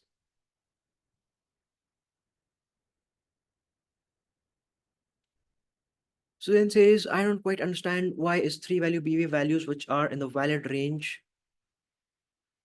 Okay, so then we'll see, right? If I get time towards the end, right, I will revisit that, right? And if not, right, if not, you, Seraphim, our amazing TA is there, right? You can connect with him and discuss. All right. Okay, Presmic says yes, right? Binu says yes. Awesome, right? Awesome, perfect. All right. Others clear, right? Clear with decision table testing. It's simple, right? You have a decision table in front of you. Based on your input values, you need to check what output action is being performed. Okay, and if you cover all the rules, then you have done 100% of the coverage. Okay, state transition, right? Now state transition is what it is. This technique is used when a system's behavior changes based on its current state and events that occur. It models how software transitions from one state to another, and especially helpful for workflows, session management, and interactions. So you have some states, right? So for example, let's say an ATM, right? So an ATM has some states, like the ATM is idle. Okay, you insert a card, you enter a PIN and authenticate it. Okay, these are different states the ATM can be in. The ATM is idle, a card is inserted, a PIN has been entered, and it has authenticated or not. Right. So these are different states, right? So state transition is you need to check whether the states are transitioning correctly or not. From idle to card inserted, is it going correctly or not, right? From card inserted to pin entered, going correctly or not. From pin entered to authenticated, correctly or not, right? So those are known as state transitions. Okay, and using diagrams, right? So generally there are diagrams made out of it to show you how the states are transitions, and using your test values, you can check whether they are transitioning correctly or not. Okay, so benefits of black box testing, right? What are the benefits of black box testing? It focuses on the user perspective, as we had discussed earlier. Inclusivity in testing, right? It allows a diverse range of testers to participate without requiring knowledge of the internal code, because not everyone has the knowledge of the internal code, right? So others who do not have knowledge of the internal code, they can also participate, especially the stakeholders, right? Or the clients, right? They are also stakeholders, right? They can participate without having the knowledge of the internal code. Okay, effective for large systems, right? It's effective, suitable for large and complex systems where having a complete understanding of the internal code is impractical. Okay, detection of interface issues, effective in detecting issues related to software's user interface, functionality, and performance. What are the challenges of black box testing? You have limited test coverage, right? Because it relies on some specifications, as we saw. So you cannot test everything, right? Difficulty in bug diagnosis, right? Like Francisco, I think, had mentioned, you have when you are unable to detect certain types of bugs, right? Because you don't know the internal logic or algorithms that are there inside it, right? You don't know about it, right? So it's difficult to diagnose what is causing that particular issue. Okay, and difficulty in creating test cases, right? Maintaining comprehensive test cases without knowing the internal structure can be challenging because you don't know how to structure that test case. Okay, so those are some challenges of black box testing, right? True or false? Let's quickly go through a question. Black box testing is focused on testing the application's user interface and user interactions exclusively. Is it true or false?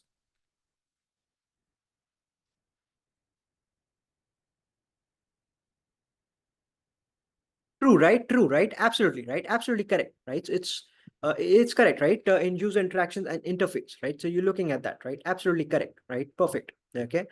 Now let's move to white box testing, right? Let's move to white box testing. So similarly, what is white box testing? Just the opposite, right? White box testing is just the opposite of black box testing, okay? It's also known as clear box or structural testing, and involves testing a software's applications, internal structures or working. It involves looking inside the software system's box, which is the code. So you're looking at the code now. It's examining the mechanism of what to understand and how to fix it, right? So what you need to see inside the code, how it's working, and accordingly you're creating the test case. Okay, so as a software tester or developer, understanding how to implement white box testing can greatly enhance the quality and reliability of your software. Why? Because you know how the internal workings are done, right? And based on that, you're creating your test cases. Okay, for example, imagine you have a simple program that calculates and prints a user's age based on the year they were born on, right? So you are entering the user's uh, year of birth and you're calculating the age, right? And you're printing it out. If you know how the system, right? White box testing will help you look inside, right? How the program is built, how the leap years are checked, right? Leap years are being considered or not. Okay, so based on that, you can design your test cases. Whether if you see that the code is not checking for leap years, then you create test cases which will include leap years. Okay, and you can target those, or something is missed in the code, right? Because you know the code, you're looking at the code, right? So the white boxes, you're looking everything inside it. Okay, so now there are some techniques, right? White box testing techniques. You have statement testing, right? Statement testing and statement coverage. So what is statement testing? Statement testing is the simplest form, right? One of the simplest forms of testing white box. It ensures that every executable statement in the source code is tested at least once. Why is it important? If a line of code is never executed, it's never tested, and hidden bugs might remain undetected. Okay, so what is statement testing, right? You are looking at each of the statement, right? You look at the statement and you see whether it is executed or not, because you might have hundred or thousands of lines of code, right? There are thousands of lines of code, and you need to check whether each line is executed or not, because that line could potentially have some issues. Okay, so you're checking whether each line is executed or not. Okay, what gets tested? Every line that performs an action, example, doing some calculation, printing some statement or assignments. So you're checking, right? Not tested. What? Comments are not tested, declarations, and without execution. Comments are what? When developers are writing a program, right, they have some segments of comments, right, which is just for their reference. Okay, so those are not executable code, right? The executable code is separate, and that is what you need to test, right? In statement testing, whether those codes are executed or not. Okay, for example, right, let's look at this, right? This is a piece of code. Don't worry about what it does right now, because this is Java, right? It's a Java or Python, right? Piece of code. You don't have to worry about it, because we'll do Java later, right? After a few weeks, we'll delve into Java, and then you'll understand what the code is doing. Right now, don't worry about it. But the thing is that this is a piece of code, right? And for statement testing, you need to see whether this statement is executed, or not, right? You're seeing statement is executed or not. Okay. And to achieve 100% coverage, you have to see whether each statement is executed or not, right? So you need to target each statement. You need to see how many statements you've covered. If out of these 3 statements you've covered 2, then you've targeted 2 out of 3. Okay. If 3 out of 3 you have checked, then it's 3 out of 3. Okay.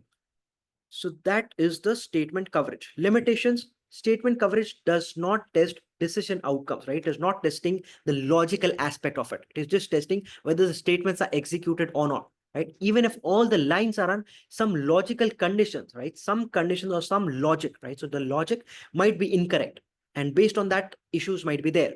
Okay, so it's simply not that all the statements are running. That does not mean that it's all correct. Okay. Branch testing and branch coverage, right? Now, what is branch testing?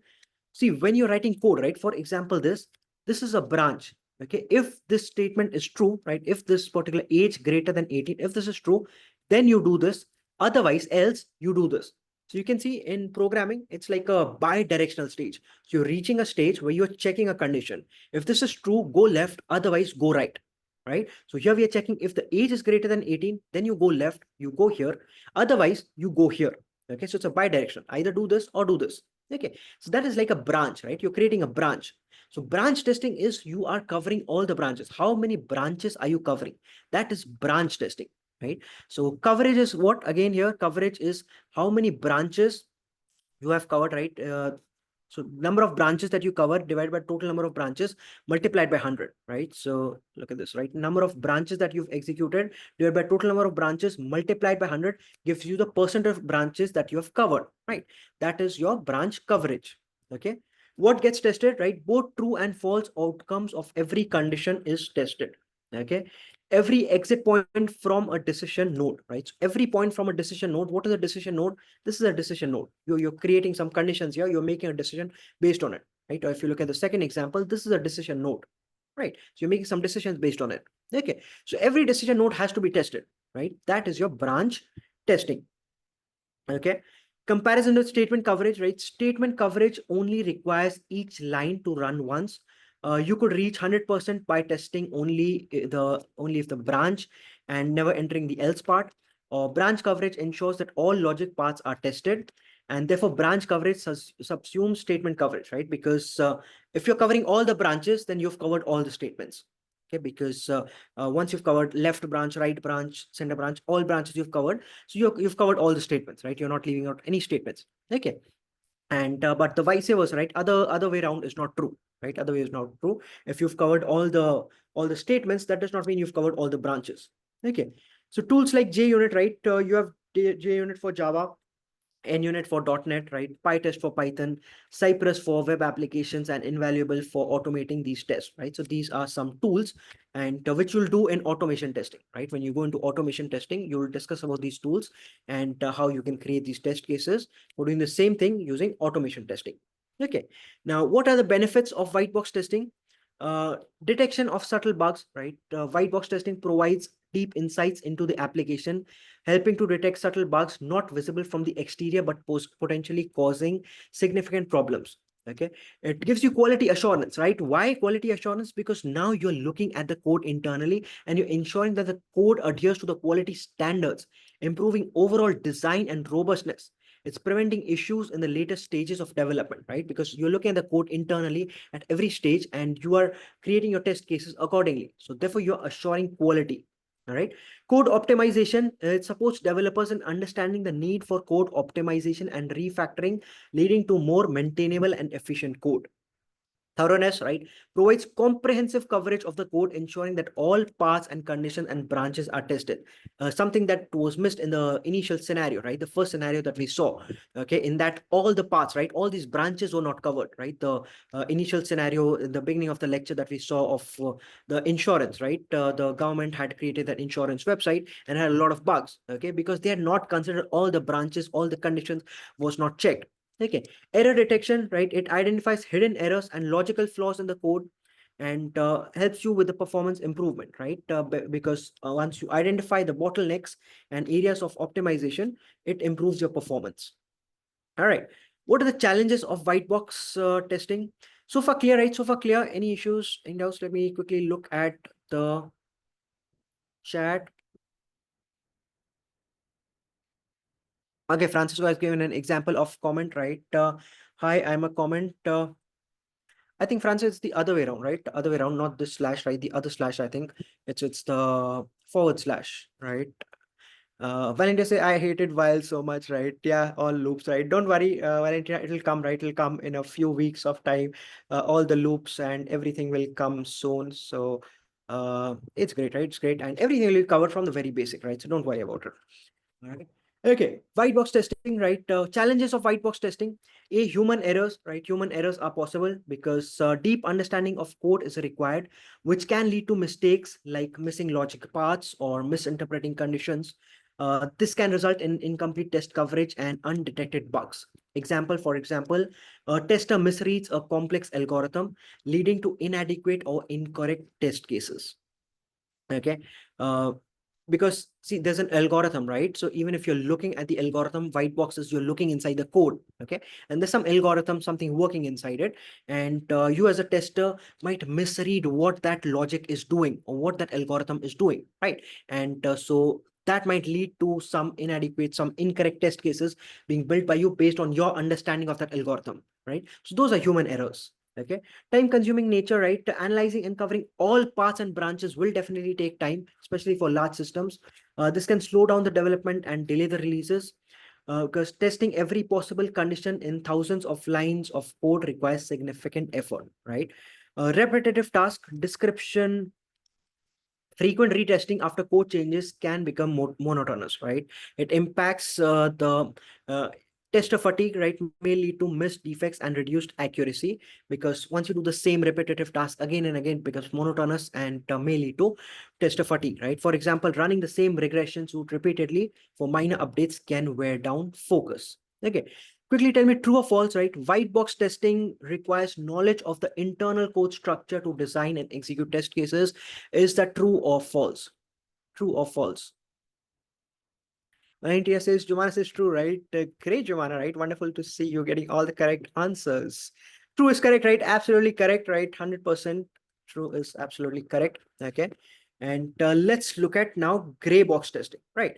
So gray box testing is what? Gray box testing is an intermediate testing approach that combines elements of both white box and black box testing methodologies. This technique is especially valuable because it leverages both the external and limited internal perspective of a system, providing a balanced view that is not typically available in purely black or white box testing, right? So last class also that we discussed, you always need a balance, right? You need a balance in life. I think Valentina had said that you need a balance, right? Balance is required. And so yeah, gray box gives you that balance, right, of white box and black box put together. So in gray box testing, testers have partial knowledge of the internal data structures and algorithms, but do not have full access to the source code. So you have partial understanding of what is happening inside the code, like what configurations or what database, what kind of database, because there are different types of databases also, right? There's SQL, there's NoSQL, right? There's key value pairs, right? There's Mongo. There are a lot of databases, right? So you know partially what kind of databases are being used, or you know partially, right, what which servers are being used, or you know about cold starts, or what is there in the servers, okay, or what's there in the design. Okay, so they use this knowledge of design that cover both functional and non-functional aspects of the system. The primary goal of gray box testing is to identify improper usage of applications and potential security vulnerabilities that are not visible through black box testing alone. Why? Because in gray box you can see what is happening inside, right? Partially, okay, partially. So you can understand that this might have a security issue. Okay, So example, right? Consider a web application that interacts with a database. All right. Now, gray box testing might involve understanding the schema of the database, so you know how the database is structured, right? What are the tables? What are the schema of the database?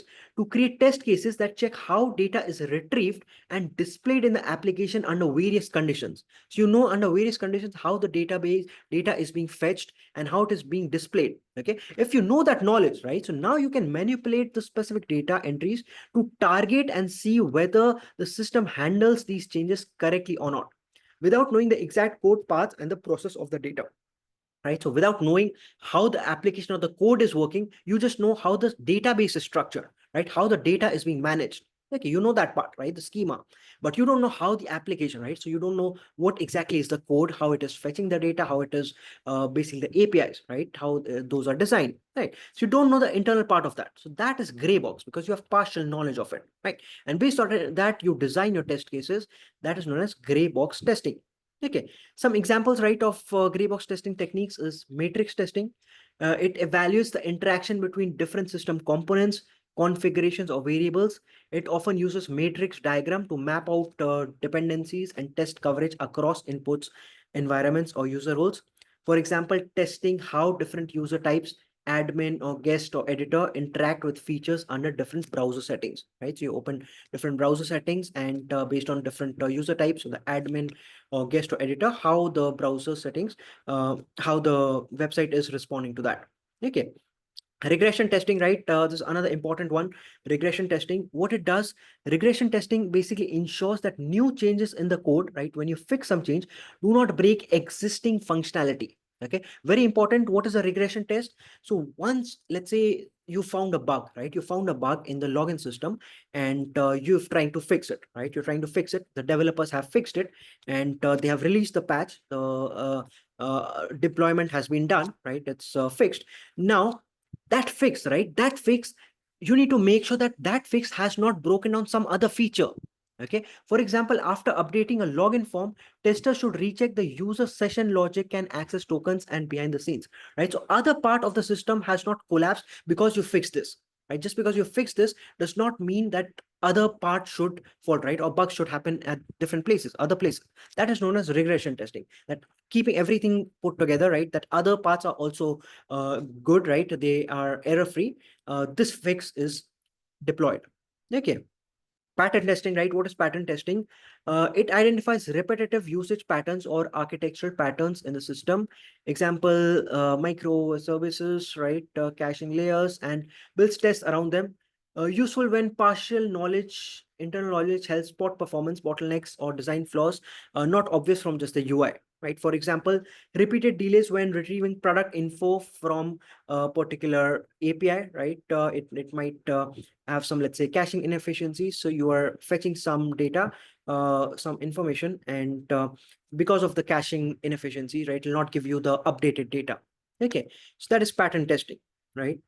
Benefits of gray box testing, right? What are the benefits of gray box testing? It has enhanced test coverage because now you have partial knowledge of the system, right? And you're also doing black box testing, right? So gray box testing will help you and enhanced coverage. Efficiency, testers can identify more defects in less time by focusing on the areas that are known to be troublesome due to the partial knowledge of the system's internals. Security and integration is definitely better, right? Because you have that partial knowledge of what is going inside it, right? Challenges of gray box testing are what, right? Complexity in test design, right? It's definitely complex, requires testers to strike a balance between functional testing and code level testing, which can be complex and require a deep understanding of the system architecture.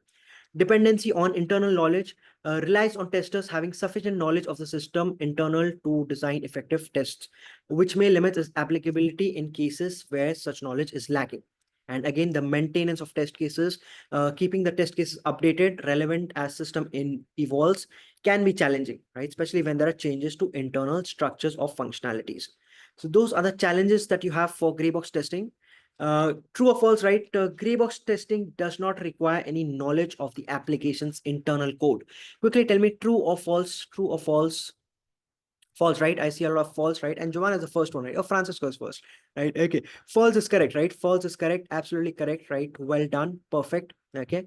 Now we'll move before we move to the activity, we'll take a break, right? Let's take a break of 29 minutes, right? Let's take a break of 29 minutes and share this screen. Second. So duck number 13 has won it, right? Who chose duck number 13? Anyone? Anyone the winner? It was Ines, right? Ines yeah. won it. It came from behind, like from the very last. It just won. Congratulations. Okay, thank you. All right, awesome. Thank you. What is this? Seraphim has shared something for Susan, right? Great, awesome, awesome. All right. Okay, so let us continue with our activity, right? So now we'll start with an activity. In this activity, what you do is you go to this website, right? I'll share the link in the live chat. Okay. And we will go into the breakout rooms, right? Don't start right now. We'll go into the breakout rooms and take 10 minutes, right? Take 7-10 minutes, discuss with your team members and try to find as many bugs as you can. It's basically a website, right? You can see this website, right? In this website, you need to click on stuff, right? You need to find bugs, as many bugs as you can find, and make a document of it, right? You find bug one, make a document of it so that it is reproducible. When you send it in the live chat to me that you found this bug, right? Your team found this bug, mention the steps, right? So that it is reproducible for let's say if I reproduce it, right? So it should be possible for me to do that, right? So because the communication is also the part of it, right? It's not just finding the bugs, it's about how you document it and how you send it to your team member, right? So this is the link, right? This is the link. I'm sharing it to you in the live chat, and we'll open the breakout rooms. Raya, can we have the breakout rooms open? We'll go into breakout rooms of 4 to 5 learners in each room, and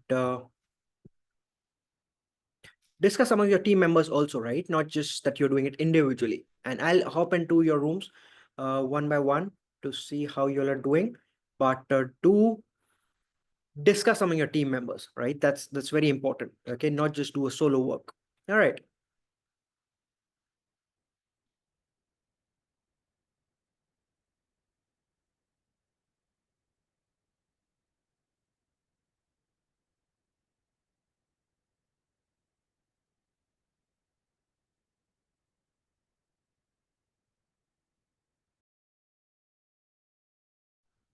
Okay, welcome back, everyone.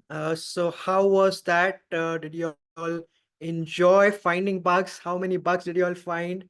And quickly tell me in the live chat, how many bugs did you found first? Let's see which group found the maximum number of bugs. Valentina says 8 plus 1 undocumented, right? Incredible, incredible. That's phenomenal, Valentina. Amazing, right? Amazing. Other groups. Omri say 2, right? Zakir says 1, right? Great, great, great. Excellent. Mohammed says found 19, right? Amazing. Brilliant, Mohammed. That's excellent. You can discuss with Valentina, right, later on how many bugs, like which one you did not find and which one was missed.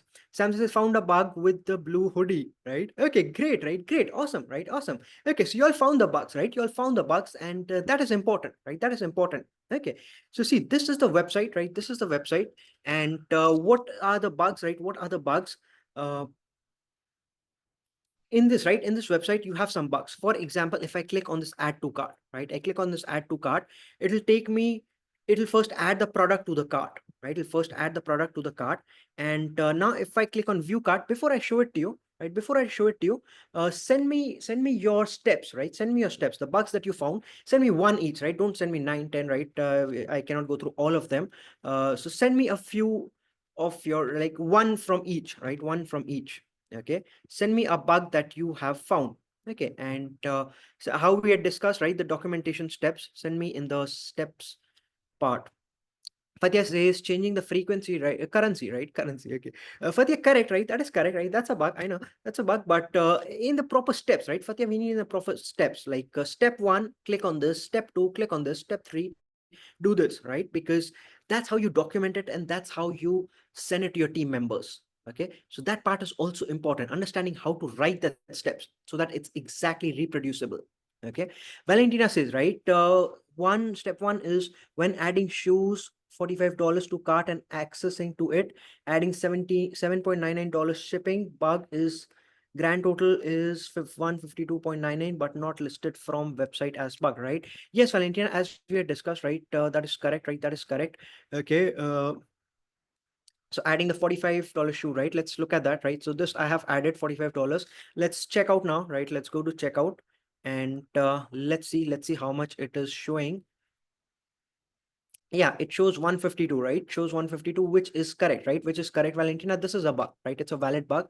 I don't know if the website shows it or not, right? That is, if it does not, right, it's incorrect from the website part, or they might be considering something else as a bug. So it's a bug, right? It's definitely a bug because that does not add up to the total. So correct. Suzanne has sent the screenshot from the website itself, right? So then we need the steps, right? We need the steps, right? I know it's written in the website and they provide it to you. And look at how they provide, right? Look at how they provide action perform, right? This, click on this, open product, open this, step by step. That is how you write. That is how you write when you want to send it to your teammate. Okay, when you're sending to a teammate. Ebenezer has sent the similar screenshot, right? Ebenezer, I want it in your words, right? I want it in your words. That step one, step two, step three, right? Francisco says, go in the product page, press the Twitter sharing icon, and page not found, right? Okay, go to the product page, right? Okay, go to the product page and you say,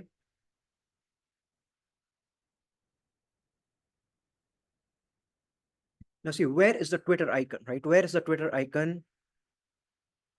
Francisco, right? See, that is for example, let's say I am new to this website, right? I don't know, okay? Or let's say I am coming to this, right? You say, go in the products page, okay? I'm in the products page, right? Now press the Twitter sharing icon, right? Twitter sharing icon. Sorry, I'm not in the products page. Okay, let's go back to the product page.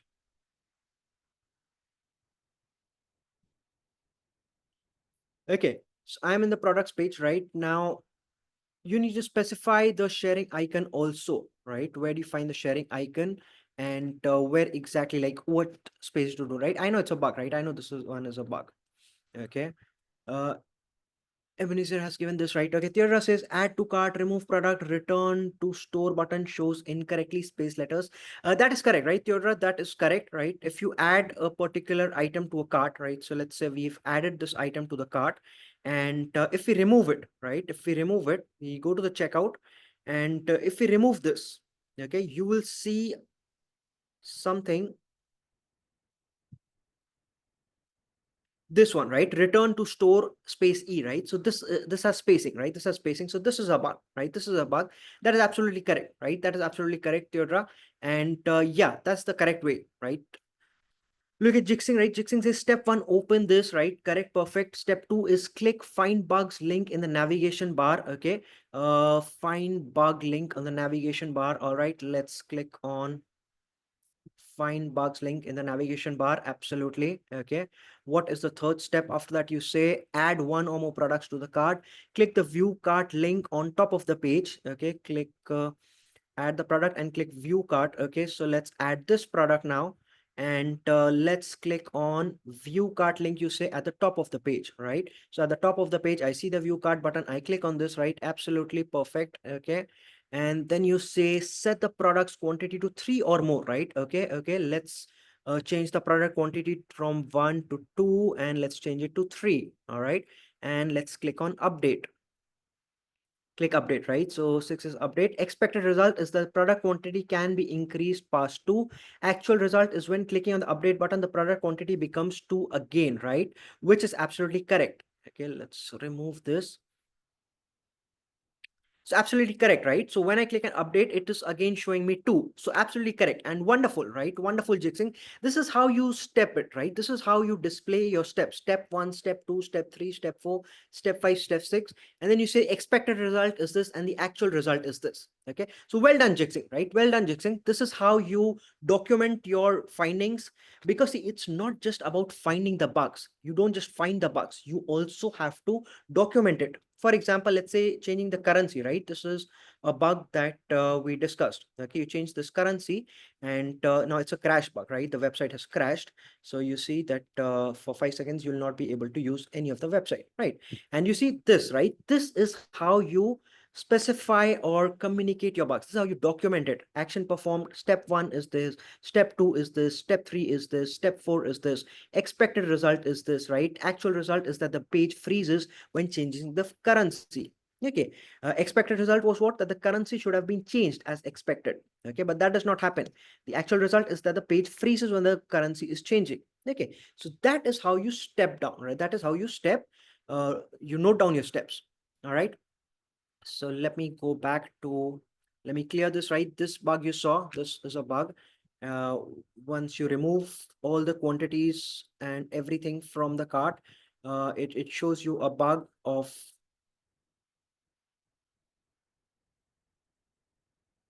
okay, it's a slow website, right? Let it work till that time. Let me see. Valentina says in cart, if deleting every item button, return to store is not written correctly, right? Correct. Absolutely correct, right? Valentina, correct. But again, the steps, right? Step 1, step 2, step 3. Okay, that needs to be mentioned. Mohammed says clicked on the product, noticed the description is in different language, not English.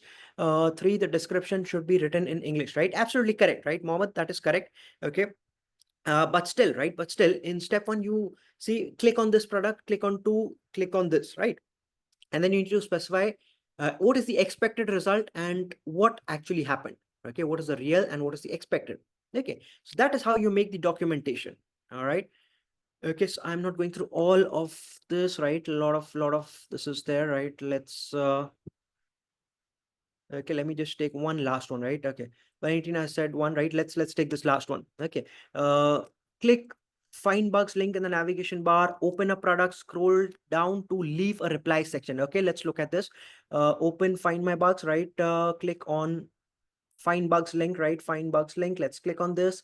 Scroll down to the, just scroll down to the leave reply section, right? Leave reply section. Where is the leave reply section? No, Valentina, there's no leave reply section over here, right? So see, if I cannot follow through with the steps, right? Okay, Valentina has raised hand. Yeah, Valentina, unmute, right? You can unmute, I think.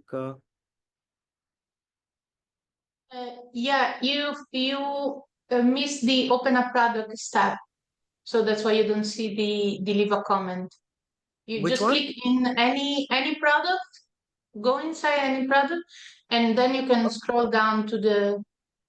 Okay. Did you mention that in your steps? Open a product, right? Okay. Click on a product, right? Okay. I missed step 3, right? Yeah. Okay, perfect, right? Perfect. That happens. All right. So yeah, now you can go back, go down, right? And here you say, what is the issue? You say, uh, fill out the comment form and click post comment, right? Expected result is that the comment is posted on the product, but the page becomes unresponsive, right? Okay, so let's look at that, right? Let's post a comment, amazing product, and let's leave the comment, right? And yes, right, that is correct. Okay, so wonderful, right? Wonderful. And yeah, the steps are correct, right? This is how you mention the steps with all the steps and expected result, actual result, right? Perfect. Okay, great, right? Great. Awesome and wonderful, right? Now Stephen is also sharing. So this is how you write it, right? Great, amazing. Okay, now let's look at the content that has been provided. So here also you see the steps that they say, right? I visited this e-commerce website, I clicked on this button, I clicked on this button, then I updated this from 1 to 2, and the total cost of 2 items was incorrect. It should have been this, not this, right? So you see, Valentina, this one is what you had, what we had discussed in the breakout room, right? So this one is already mentioned here. So that is indeed a bug. And yeah, so this is the steps, right? This is the steps that you understand. Okay, and what you'll have to do is any one of the bugs that you found, you can post it down here, right? Post it here and click on submit for submitting this exercise, right? So great job, right? Great job. And yeah, this is the way how you find bugs. A note about lorem ipsum, right? In case you do not know, lorem ipsum is just a made up text, right? It's just a made up text where you need to just fill in some placeholders, right? There's some piece of text, let's say dark gray jeans, and I need to describe the dark gray jeans. I don't have any real text for that, right? I'll just fill it up with some random text, right? That is lorem ipsum. Okay, so don't worry about if you don't understand. It's not gibberish. It's not in Greek, or it's not in some other language. It's lorem ipsum is used by designers, right, from by front end designers, to just have some placeholder text over there. Okay, so the key takeaway, right, key takeaway from this is what this is the example of an exploratory testing that we discussed earlier in this lesson. Okay, not all testing on the job will be in this form, but will be this free form, but this should give you an idea of the attention to detail and even outside the box thinking involved in manual testing. So this is manual testing, what you just did, right? You went through the products, you went through the different pages, and you explored, right? You explored in different areas. The bugs could be anywhere, right? The bugs could be anywhere. And in this website, you have a total of 25 bugs, right? There are 25 bugs. So keep finding them, right? Later on after the lesson, or in your free time, you can find the bugs, right? Keep trying to find. Total 25 bugs are there in this particular exercise in this website. So it's a fun, right? It's a fun exercise to find, and note it down also, right? Note it down just for your own understanding. Okay, and just submit here, right? Submit a few bugs over here. If you find 2-3 bugs, submit 2-3 bugs over here and click on submit to complete this exercise. All right. Okay, let's move on to experience-based testing now. All right. Experience-based testing is what? Experience-based testing is a method where testers' expertise, familiarity with similar applications, and understanding of how software should function guides the testing process. Unlike scripted testing, it does not rely strictly on predefined test cases, but rather on testers' insights into potential system weaknesses. Okay, so you are basing on your experience now, right? Now, what are the testing techniques? So one of the testing techniques is error guessing. What is error guessing? Error guessing is the process of anticipating defects based on past experience with similar systems, develop habits or known failure patterns, right? So we discussed this, I think, in last to last class also, right? When we discussed about the domain knowledge, right? You have your domain knowledge, and based on that, you can do a lot of error guessing, right? You know, because you have some experience of building the similar platforms previously, or you come from the domain, so you know in which areas the system could falter, right? And so you can do some error guessings there. Where it's useful, when the past systems had a specific recurring bug. For example, if you have done, let's say, rounding issues in financial apps, right? So you have some financial apps, and in those you round off the numbers, right? And those can create issues, right? Because it's a financial app, and even decimal places count over there, right?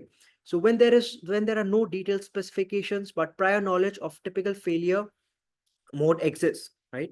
When testing logic heavy or high risk modules. So these are the places where it's useful. And types of issues that are targeted are input errors, output formatting or calculation issues, logic bugs, some incorrect operators or missing branches, interface mismatches, example, wrong data types or uninitialized variables, right? You have fault attacks. A structured way to apply error guessing is through fault attacks, where testers build a list of known defect types and deliberately attack the system to expose them. We'll do more of this fault attacks in your security testing lecture. When you do, right, you'll create a set of faulty, you'll create a list of text, right, that you'll guess can cause issues, right? So you'll do that.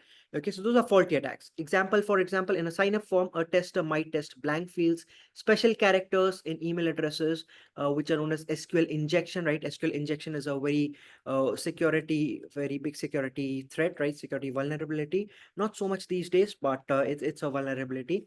And not because these were listed in a test case, but because experience suggests that these inputs often break things, right? So that is your fault attacks, right? That is how you can have fault attacks implemented. Okay, you have exploratory testing, right? What we just did in the lab exercises, that is exploratory testing. It is adaptive real-time approach where test design, execution, and learning happens simultaneously. The testers actively explore the application to uncover unexpected behavior or untested areas, right? So you are exploring the entire application and you are finding different bugs in the design, right? And the behavior, right? You uncover unexpected behavior wherever you can find them. Key traits are what? The no fixed test cases are there upfront, right? So you don't have a fixed test case upfront, right? You're exploring, you're finding here, there, you're clicking this, right? You're going through the process and you're finding different bugs. Okay, testing is guided by curiosity, right? This is guided by curiosity. And I think Stephen or someone had mentioned today in the water cooler as well, right? Curiosity is something that a great software tester should have, right? Absolutely, right? Curiosity is what should be there, right? Learning and evolving objectives. That is how you can explore and that is how you can find them. Okay, session-based exploratory testing, right? It's a structured version where testing is done in time-boxed sessions with a defined test character, goal, or objective, a session log to record what was tested and what was found, a debriefing to share insights with the team. So what we just did, right, is an example of this. You broke out into rooms, right, into breakout rooms with team members, and there was a set time, right? There was a set objective to find bugs. You had a session, right? You were supposed to create the log to record what bugs you found, and we shared, right? We shared with the entire team. So that was a debriefing that we shared with the entire team.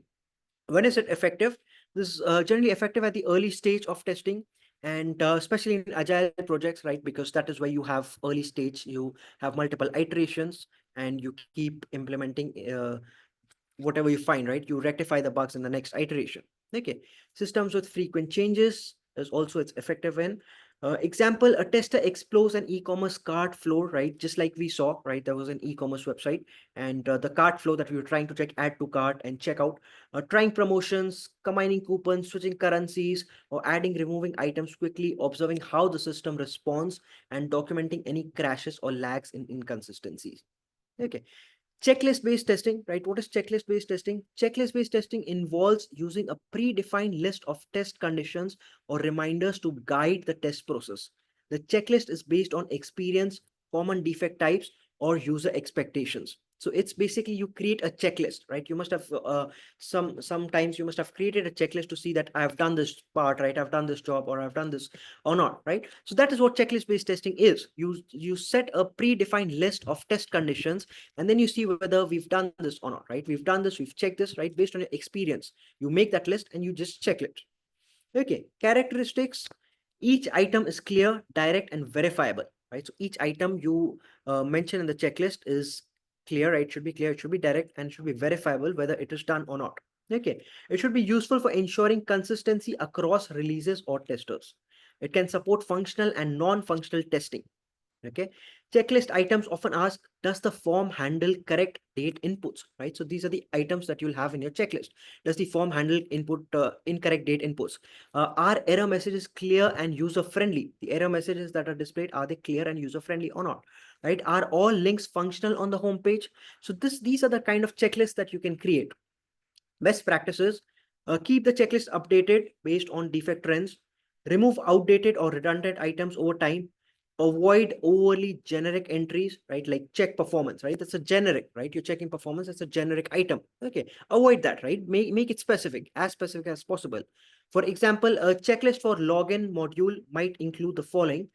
Does the system lock the user after 5 failed attempts? Does it lock the user after 5 failed attempts? Yes or no, right? Is the password masking enabled, right? Like what is password masking? When you're entering the password, it should not show you the real characters, right? It should show you the round black round circles, right? Those are, or asterisks. Okay, those are your masking.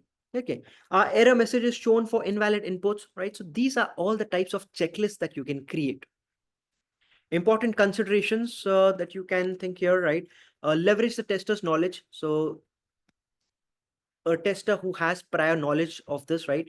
It's crucial to match the testers to applications where they have the most expertise, right? So if you have some prior knowledge, then it's easier for you to create that checklist, right? So it's easier for you to do that, right? Documentation. While experience-based testing is less structured, documenting findings and methods used can improve the reproducibility of tests and share knowledge among team members, like we just saw. If you don't document it well, then a team member will not be able to reproduce it, and the developers, they might not be able to fix it, right? So it's important to document it well, right, and be thorough with it. Balancing with structured testing, experience-based testing should complement, not replace structured testing to cover both anticipated and unexpected application behavior, right? So that's for a balance that you have, right? Balance it with the structured testing. Experience-based testing with the structure-based testing should be balanced. All right. So conclusion, experience-based testing is powerful approach that can unearth defects that might not be found through conventional testing methods. By utilizing the tester's unique insights and skills, this method adds layer of depth to the quality assurance process, making it an essential strategy in any comprehensive testing regimen. Make sense? Make sense? Any questions so far? Let me quickly look at the chat.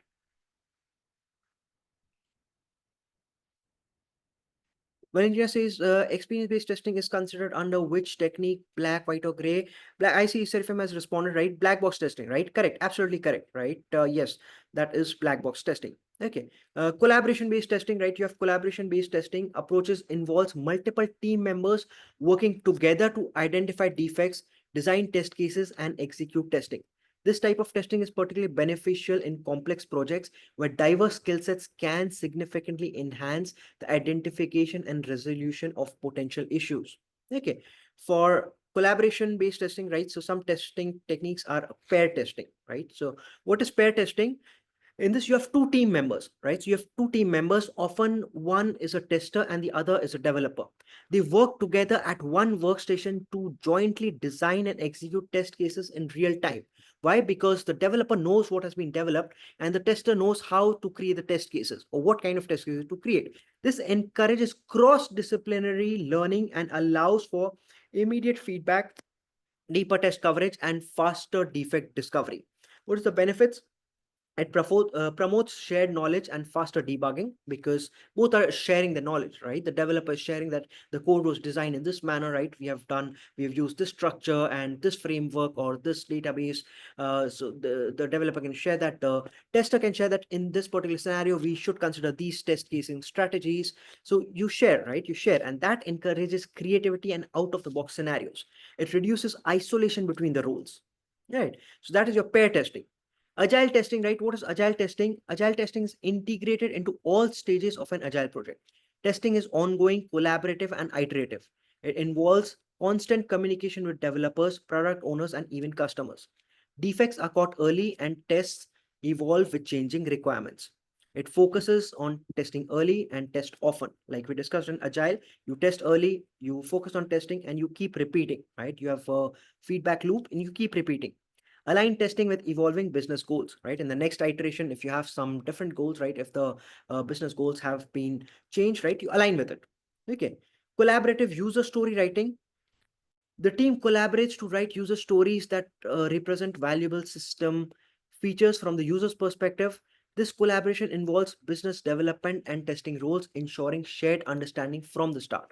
So there are three C's of a user story: a card, the written form of the story in physical or digital form; the conversation, right? Discussions to clarify the expectations and details; confirmation, the acceptance criteria that define what that has been done or not.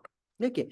Best practices is user stories should be independent, negotiable, valuable, estimable, and small and testable. Acceptance criteria, right? What is an acceptance criteria that we discussed last time? These are the conditions a user story must meet to be accepted. They help define the scope, guide the testing process, and align all stakeholders on the expectations. What are the common formats that we had discussed last time? This given, when, then, right? As used in the behavioral development, we have the given, right? We saw it last in the last class: given, when, then, right? Rule oriented, checklist or decision table. Well written acceptance criteria helps ensure both positive and negative scenarios are covered and that the team agrees on how to validate the user story. Okay, so that is your acceptance criteria. Acceptance test driven development, right? We discussed this again last time, ATDD, in last class, right? It is an approach where you write the test cases, right? The team writes automobile acceptance test before implementing the feature. So first you're writing the acceptance test, and then you begin the development according to those test cases. How does it work? The team agrees on the user story. First, the user story is there and the acceptance criteria has been created. They all agree with that. Then you write the test cases first, right? Write the test cases as examples of correct behavior, both positive and negative. And then you test, right? You test, guide the development, uh, become part of the regression suite. Okay, so these tests will guide the development process, and based on the test cases, you start developing. The development team starts the development process. All right. What are the benefits of this? It promotes shared understanding. It helps clarify ambiguous requirements, enables automation of high value tests. For some real world examples, right? Look at some real world example in a project involving new multi-step checkout feature. A tester and developer use pair testing to explore input validation and flow logic. Simultaneously, during sprint planning, the team co-writes the following user story. So this is the following user story that has been created. As a returning customer, I want to check out quickly using saved payment details so that I can complete purchases faster. They define the acceptance criteria such as the saved card, whatever is the saved card. Let's say you have a credit card, it should be saved in the website, is auto-filled upon login, right? Checkout completes in under 3 steps and the user is notified if the card is expired. Before coding begins, the team uses ATDD to write test cases. Example, given safeguard is valid when user confirms the order, then checkout succeeds. These examples drive implementation and are later automated, right? So using these examples, you create, right? You create the development and based on that, you can automate the process later on. All right. Does it make sense, right? Does it make sense? Let me quickly look at the chat. Making sense? Quickly give me a thumbs up or any questions.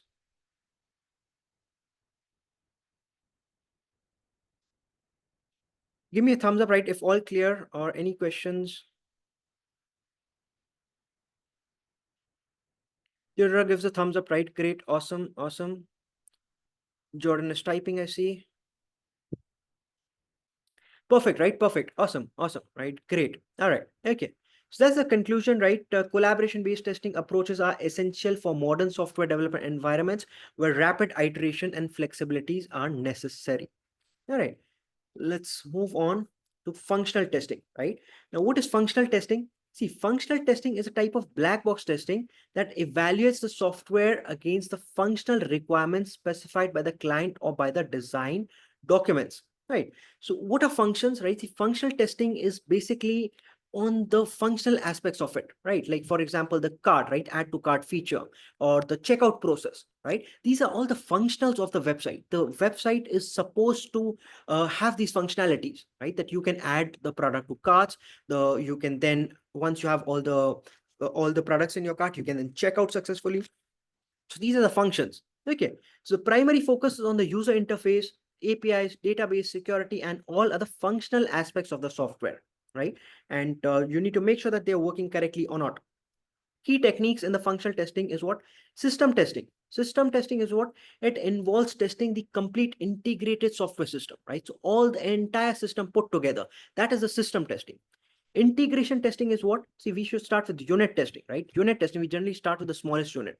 Unit testing is testing the smallest testable parts of the software, typically individual functions or methods within the modules for correct behavior, right? For example, let's say the website that we saw, right? You have the products, right? You have the products. When you click on the product, is it opening the product page or not, right? Is the add to cart button working correctly or not, right? So that is unit testing. Okay, that is unit testing. Integration testing is what? Whether once you click on add to cart button, does it move to the cart or not, right? So cart is another unit, right? So imagine them as different units, right? Different units of pieces. Okay.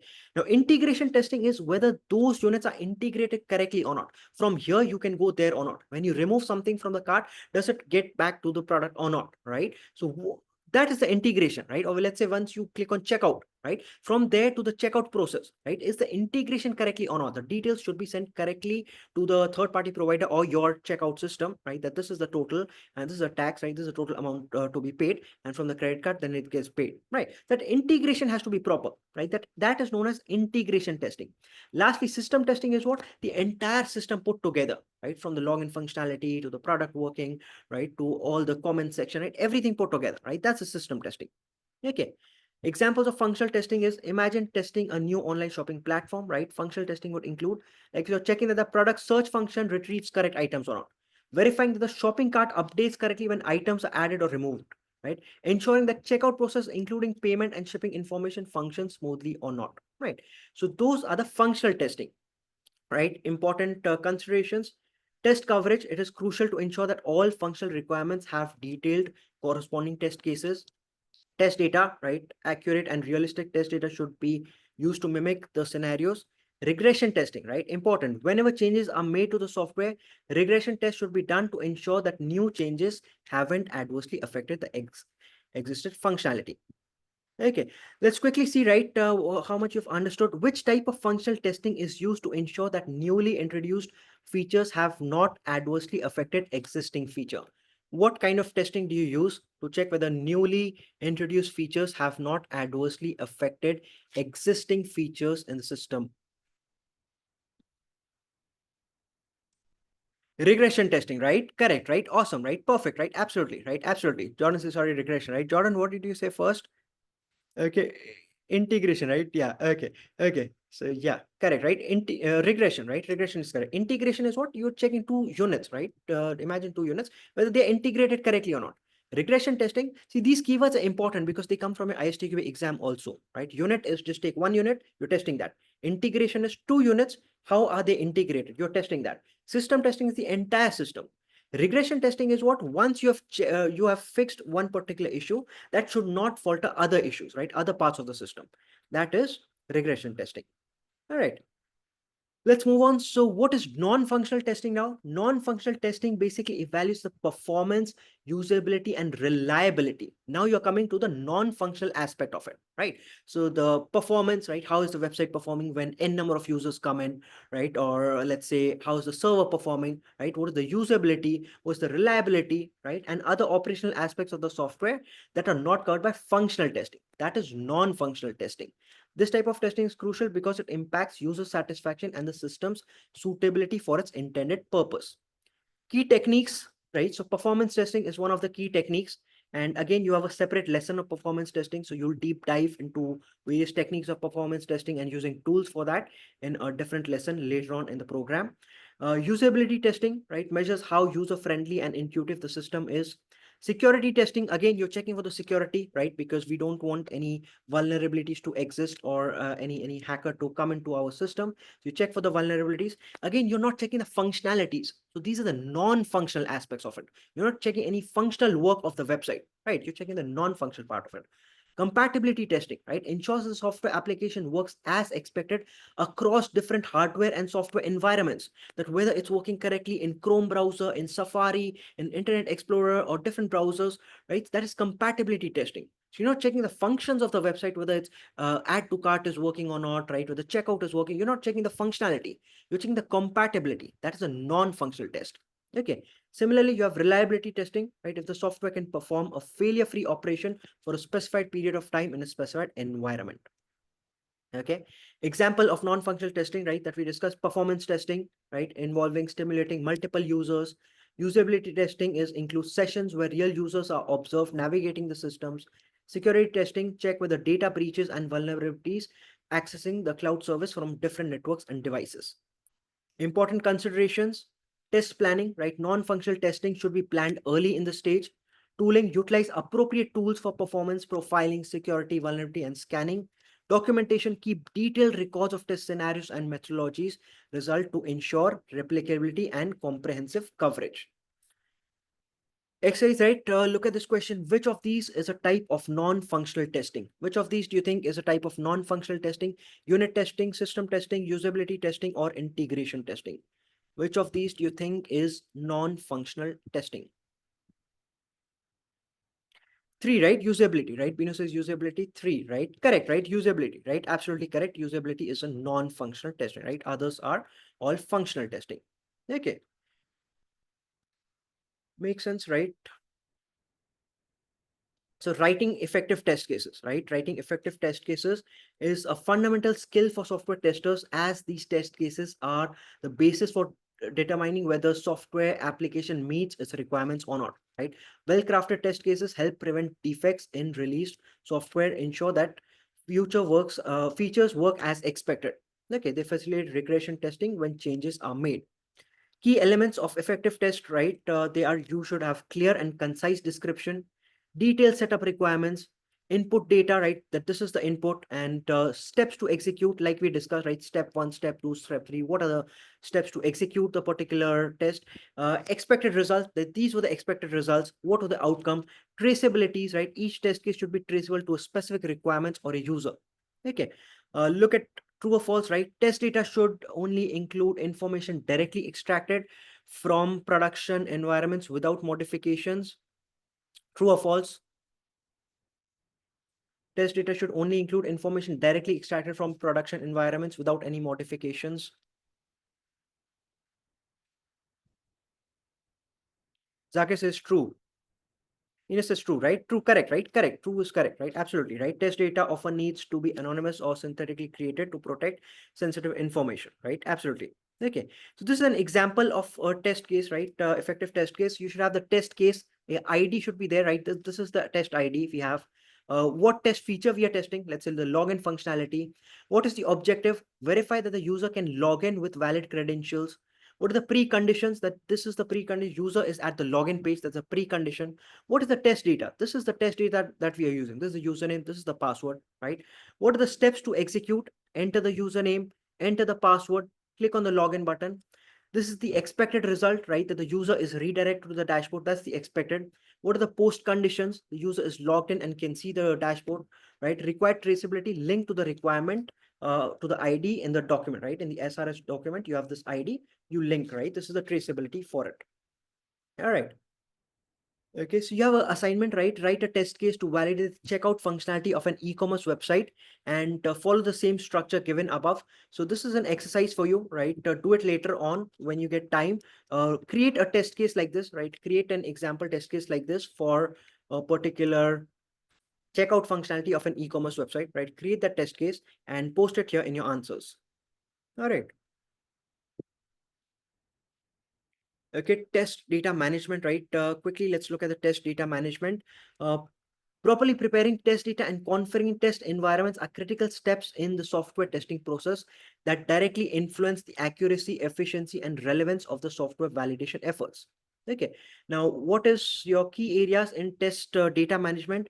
You have powerful version control, right? Maintain different versions of your test data sets to match various stages of the application testing. You have realistic virtual data, right? Data cloning, you should have the clone existing data you should clone the existing data repositories to allow multiple teams to perform tests simultaneously without any interference. You have high performance data masking, data with 100% functional coverage, right? You should have the right data at all time, right? So because it should not be that there's inconsistencies in the data, okay, and it should be accurate. So these are the considerations for your test data management. Okay, so we test environment setup, right? Environment setup is what it delves into what is your production environment, right? It establishes the environment that closely mimic the production settings that ensure that test results are accurate and reflect how the software will perform, right? What are the environments? It's the hardware and software you use, right? So for example, you are working on, let's say in the backend, you're working with Python version 3.7, right? What is the environment you're working on, right? So you might have some hardware, right? You might have some software, right? So all libraries, all versions takes that put together, everything put together is your environment, right? And once you're at your development environment, separate is your production environment. Production is when you deploy, right? That's a different environment. Okay, so while testing, it should reflect the production environment as much as possible to get a good test result, right? So you're accurate, right? So your test results are accurate because you should mimic the production environment. Okay, so share environments in the current state, right? Self-service access to test development environments, clone, copy, or suspend the environments. Okay, what are the best practices here? Integrate with development and QA. Security compliance, right? Make sure your security and compliance is up to date. The use of cloud technologies, automation and orchestration, right? You can look into a practical example of this, right? And let's quickly go through this exercise. What are the steps for setting up test environment for a web-based e-commerce application, right? Tell me which one comes first, which one comes second. You need to drag and drop over here. Deploying a database server with necessary schema and data, or setting up web servers to handle client requests and deliver web pages.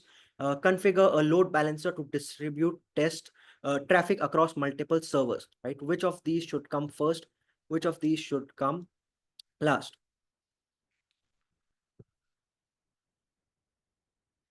Valentina says, sorry, the answer is false, right? True, false. Test data should only include information directly extracted from production environment without modifications. Okay, for the previous one, right? Okay, Valentina is saying for the previous one, right? Yeah, yeah, it could be, right? Yeah, okay, it could be. I might have overlooked that, right? Yeah, it could be, right? Could be false as well, right? I overlooked that. All right. Okay. So in this one, right, this exercise, we are running out of time, right? We are running out of time. Do this exercise, right? Later on when you get time, right? Do this exercise, drag and drop and see, check it for yourself, which configuration is correct or not, right? I'll quickly move to the knowledge check and we'll do the Kahoot. Okay. Look at the knowledge check, right? What is the primary focus of stress testing I'm in sorry, non? Harshit.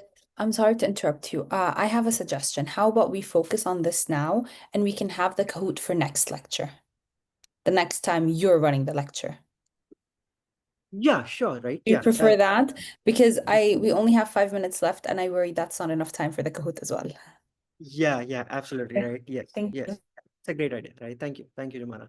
Okay, so yeah, okay, we'll have the Kahoot next time, right? That will be good revision for you also to check how much you have understood for this particular lesson. All right. Okay, so let's go into the knowledge check, right? What is the primary focus of stress testing in non-functional testing?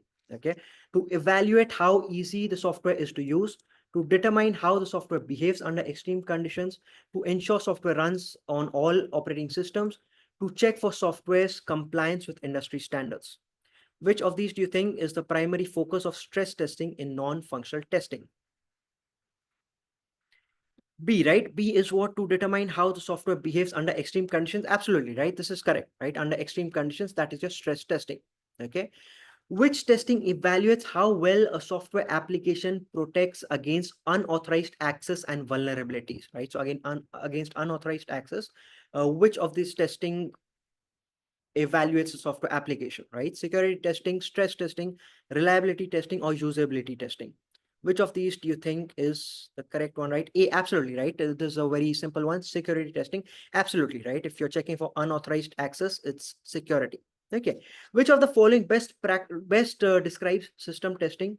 Testing individual components or pieces of a software, testing full integrated application to assess end-to-end system specifications, testing the application's performance without any interaction with the hardware, testing applications performance on different operating systems. Which of these do you think is the system testing?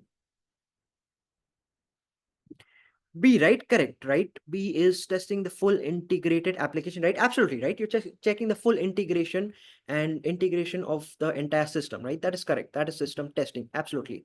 Perfect. Okay.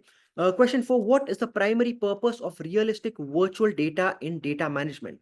To provide actual data from live environments for testing, to simulate realistic data scenarios without the need for full scale production data, to serve as backup data for production environments, or to automate testing processes using synthetic but realistic data.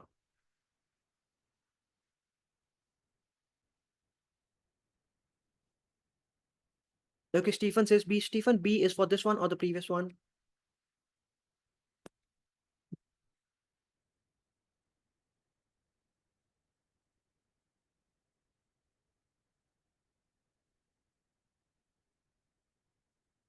Okay, Stephen is saying B, right? Okay, Susan says simulate to simulate realistic data scenarios without the need for full scale production data, right? Absolutely, right? That is correct, right? That is correct. Okay, the primary purpose uh, is to accurately simulate the real world scenarios for effective, right? Like I told you about the environment, right? So there's a development environment, there's a production environment, right? So you simulate realistic data scenarios, right? In the production environment. Okay. Question 5, what is the purpose of data masking and test data management? To increase the volume of data for testing, to protect sensitive information while maintaining the usability, or to create new test cases for different scenarios to ensure that data is fully anonymized and removed from all production systems. B, right? Okay, Binu says B. Okay. To protect sensitive information while maintaining the usability of the test data for testing, right? Absolutely correct, right? That is correct. Okay. So that is the end of today's lesson, right? Key takeaways. We understood about white box testing, right? What is white box testing? We understood about black box testing. We understood about the gray box testing techniques. We understood what is functional testing, right? What is non-functional testing? Okay. Under those, we talked about the experience-based testing, collaboration-based testing, writing effective test cases and how important that is, what are test data and the environment setups, right? So self-check, you can later on in your time, right? Enter 1, 2, 3, 4. Based on this, if you can explain the different manual testing techniques accordingly, enter 1 if you're not sure, 4 if you can do this easily on your own, right? So that is the end of today's lesson. And